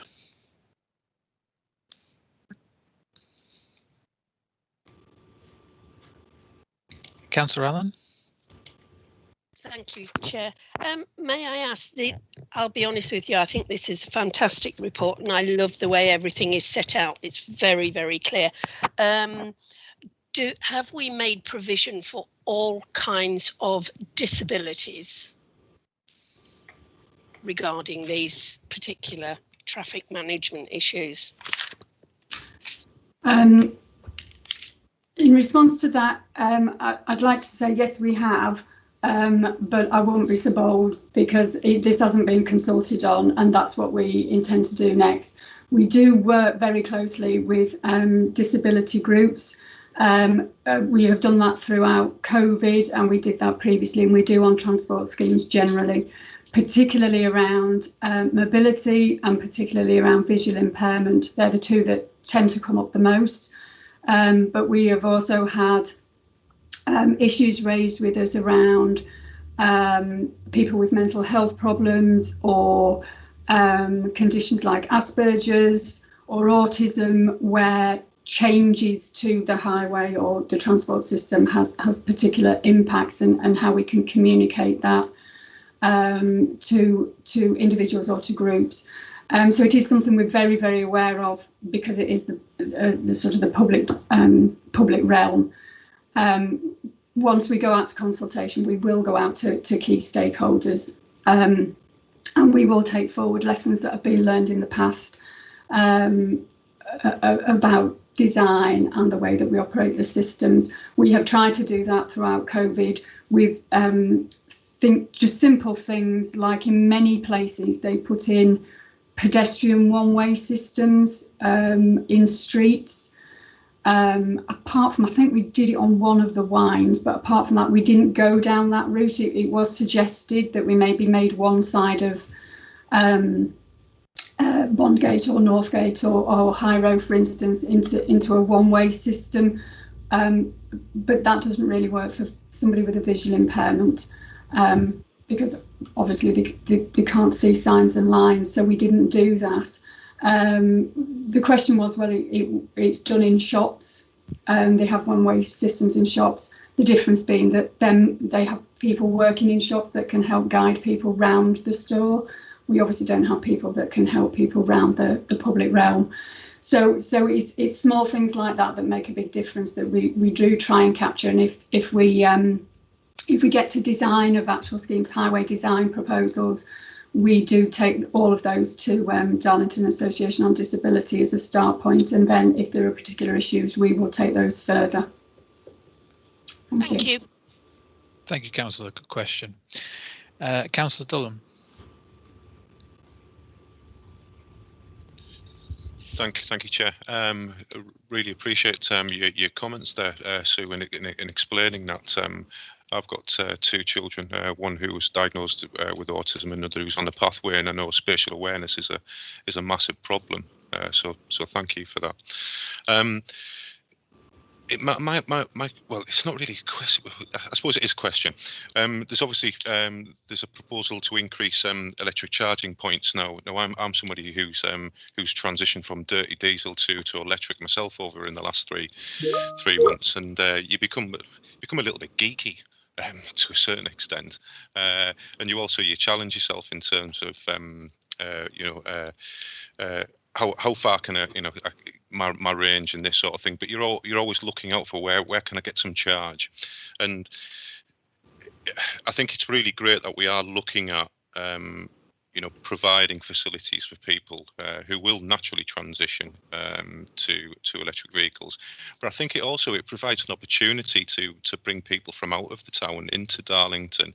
One of the things that is commonplace for people who are travelling long distances, they will look at where they can stop off. And if Darlington has one of those key anchors, especially in the town centre for a short, limited period of time, it'll bring people in who maybe have never been to Darlington before, and hopefully will return.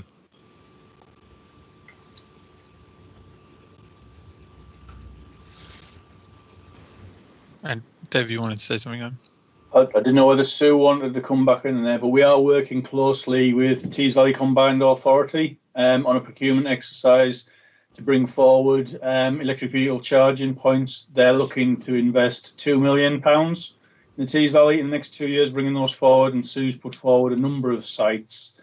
Obviously, we've got a number of charging points in the multi-storey car park already, and we're looking at key locations around the borough, and also working with Councillor Keir and Marshall with the NHS regards to the hospital locations. So there is a comprehensive piece of work going on, and we're aiming to get those rolled out as soon as possible across Darlington, and we'll be putting our case for as many as we can in Darlington. Is there anything else, Sue, you want to come back on that?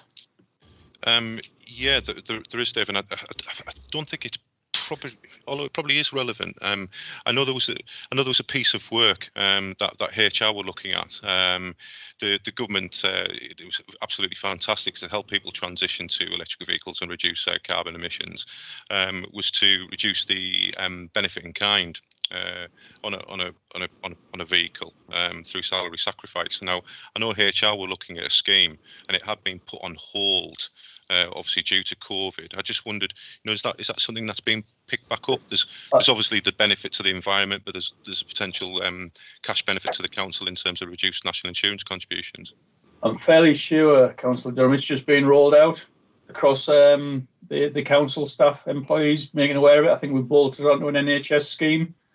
So I think that some information on that might be available on the intranet, but I can certainly check. Thank you, Dave. That's fantastic. Appreciate that. Sue, did you want to come in? Yes, thanks, Chair. Yeah, that scheme is now live. It has been communicated around, so I'm sure we can get details to you. I think the other thing on electric vehicle charging points is it's something that's been discussed across Tees Valley with colleagues, and sort of a conflict amongst colleagues about whether it should be provided by the private sector, which I think has been one issue that's raised, that we don't provide petrol stations, so why are we providing electric vehicle charging points with public money? And I think there will be, going forward, a combination of provision. I think the public sector for now needs to step in. The private sector has come in already, and I think that will accelerate as electric vehicle car sales go up. I'm sure that will increase dramatically. Our concern probably is that they will cherry pick the most commercially advantageous sites, which may be sites near to the strategic road network, for instance. So, sites near to the A66, sites near to the A1. Understandably, what we want to try and achieve is, picking up on your point, Councillor Durham, is actually to find some locations that would attract people in to maybe do other things while they are charging their vehicle. So, town centre car parks provide us with that opportunity for somebody to come and park and maybe park for half an hour or an hour and go and use other facilities in the town centre. So that's quite a key driver. The other issue for us is around if they cherry pick sites, that those sites are unlikely to be in rural areas. And obviously we are a borough, we're not just a town, and we've already had interest from one of the villages in the borough, but it is something we'd already flagged up as how can we put mechanisms in place to ensure that there are some charging points for public use in these rural areas, again to support and encourage people to switch from petrol and diesel over to electric. We don't want people having to drive from a village to a distant destination just to charge their vehicle, because you start generating trips. Obviously, if they want to drive and charge their vehicle and do the shopping or something else at the same time, but it's if you start until people have the comfort that they've got the battery power and the mileage and are confident that they can make these long journeys, I think they will be doing extra trips to top up the battery, and we will just be generating car trips, which we don't want to do. So we are looking at mechanisms to try and get that investment in rural areas. Thank you. Just on that rural area point, if someone buys an electric car, I assume they'll know that they have the infrastructure in their own house to charge it, and so rural charge points would have to be centered around visitor attractions or centres in rural villages as opposed to focusing on residents, would it not? I think that's assuming that everybody can get an electric vehicle charging point at home, which is not straightforward, and actually it is not everybody can, or certainly for some residential properties it's quite expensive because of how the supply is provided to that particular house. So that's one issue. The other issue is not everybody has off-street parking or in curtilage parking. So if you don't have a driveway, then we've got now this additional issue of potentially people installing charging within the home and then having cables across footways to vehicles parked in the street. I know colleagues in Durham are consulting on proposals for a policy in County Durham. It's something that has been flagged up with this week, but it was something that I've raised a number of times with colleagues in the Tees Valley. We do need a policy to look at how we will manage that. There will no doubt be some legal issues around it. There will certainly be some enforcement issues around it, around liabilities. Whatever the policy is, there will be a liability on the highway. So we need to make sure corporately that we minimise that liability for the council, but enable people to be able to charge in a safe way. So that is a bit of a can of worms that myself and colleagues, particularly in traffic management, will be looking at, and with colleagues in legal as well. But that is happening, and other authorities do have policies in place. I think there have been some examples, quite horrific examples of people in upstairs flats having cables to their vehicle parked out on street, which means it's not a trailing cable across the footway necessarily, it's something at neck height, and it's a grotting issue. So there are issues around public safety associated with it. So so it isn't straightforward as saying you can charge at home, because that's not going to be possible for everybody. So it sounds like there's quite a huge problem, quite a huge barrier to conversion to electric that needs quite thorough investigation from both us and national. So, okay, Councillor McCollum. Thank you, Chair. Just to thank Dave, Sue and their team for putting this together. Obviously, it was a request that came from this committee, very specific to town centre, and it's very good to see all the issues laid out. As a town centre councillor, I can relate to a lot of this, and I know you'll be working with colleagues in relation to the Towns Fund and what they hope to achieve there in terms of signage, art, and their infrastructure. Just with regards to e-scooters, it's a topic I keep going back to.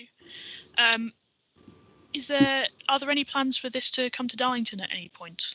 And if so, what provision is there within the plan to accommodate this? Thank you. I'll take that one, Chair, if that's okay. Yeah. We are continuing to work with e-scooter providers to understand the challenges in terms of the trial. is still ongoing, but our position at the moment is we need to resolve some issues there. It may not be possible to get a trial operating in the current trial period, so we'll be working with operators on the outcome of that trial to see whether it's something that comes forward in the future.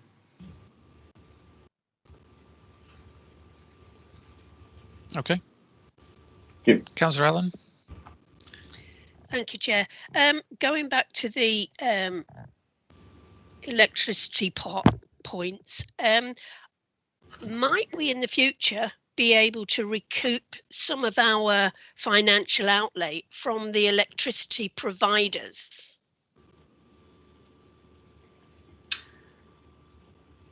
you want me to take that one, Dave?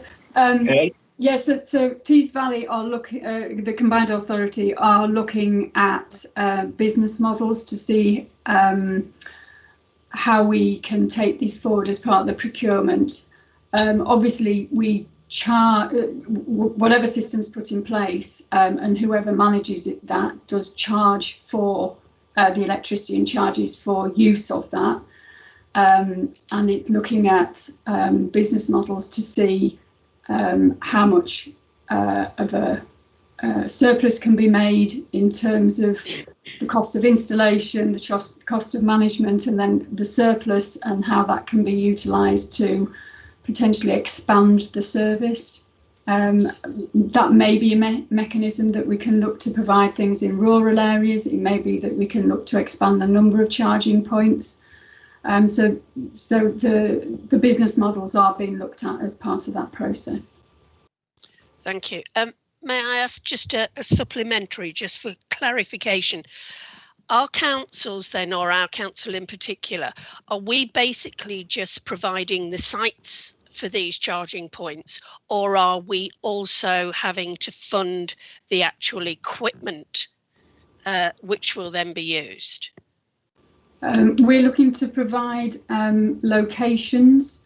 TVCA has the £2 million pot of funding that they're looking to use in a procurement which will appoint a provider who will provide the infrastructure and the management of that infrastructure. So to make sure that the provider maintains them in particular, because availability, to make sure they are working, and any ongoing upgrades to that, and the management system, the app that comes with them as well, so that people can do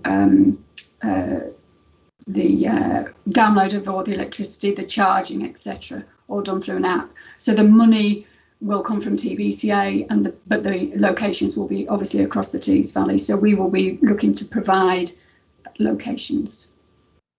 Good. I just didn't want any more money going out of our pocket and into the hands of the electricity providers. That was all. Okay, thank you. Okay. That's all the questions on the transport plan, so I'd like to recommend we note the contents of the report and thank officers for all their hard work on those. If I have a seconder. Seconded, Chair. Okay, and quick show of hands, please. Perfect, thank you. Moving on to agenda item number 8, which is the work programme. And Hannah, if you could just give us an update on that, as we have PERDA that affects our next meeting. So attached is the work programme just for members to note, and if you've got any comments or any additions. I've just got 2 things that I want to mention. One is the Tees Valley Combined Authority Transport Strategy that's been moved to the 17th of June meeting, and also members will have been invited to the Health and Housing Scrutiny on the 3rd of March to receive the update on the drug and alcohol service contract. This has been rescheduled to the Health and Housing meeting on the 14th of April, so I will send an updated invite to members and an email as well. Okay, thank you, Hannah. We have two task and finishes, obviously grass verges and school streets. Not necessarily that initiative, but the work on school streets that we'll submit quad of aims to. We have an update on the Hippodrome. Obviously, they've not been open for a year, but that's going to be an update on how they've what they've done over that year, and also how they will come out of lockdown, and the same with library services. So if I have any questions or any additions to that work programme, I don't see any hands. Oh, Councillor Ireland. Sorry, yeah, just a quickie on the replacement of dog control orders with public space protection orders. Do we have any information at all whether this is working better than than previously, and is it in fact workable? Thank you. I don't mind if this isn't answered now. It might be a question for a personal thing. So this is the reason for the update, as an update on how that's been going and how we're moving forward on that. Thank you. Councillor McCollum. Thank you, Chair. Just as a suggestion in relation to the same item, the dog PSPOs, it might be worth, you could certainly ask if community safety team has any feedback on positive action. Obviously, this is primarily enforcement based, but seeing what we're doing to, because I know the dog owner, responsible dog ownership kind of it's an ecumenical matter. It's people outside of this organisation. They've been doing a lot of good work, and I wondered if they had anything positive to report on that we might want to hear as a committee. Thank you. Okay, I think we'll note that and see if we can get contributions. Agreed. Any others? Okay, I think that's fine. We'll move on with the work programme as is. The only thing, that's everything other than I said that we had a supplementary item from the minutes, but I realised that should have been brought up during the minutes, but that was simply a response to Councillor Wallace's request to understand how much a 10% uplift in bins would cost, and 10% increase would be 112 bins at a cost of £25,000, with an annual cost for the service of the bins at £15,000. So that was just for information. Do we have any other questions or any other business or anything else? No? Okay. Thank you very much. A huge thank you to officers and councillors for taking the time from their day for this longer than usual, but not our longest scrutiny meeting. It is important that we have the opportunity in public to ask these questions, not just for our benefit, but also the benefit of our residents. And I make no apologies that I didn't cut anyone short or make this session shorter, because all the questions and answers were important. So other than that, thank you very much for your time. And have a good rest of your day if you have any left. Okay. Thank you, Chair. Thank you. Thank you, Bye. Chair. Thank you, officers. Bye.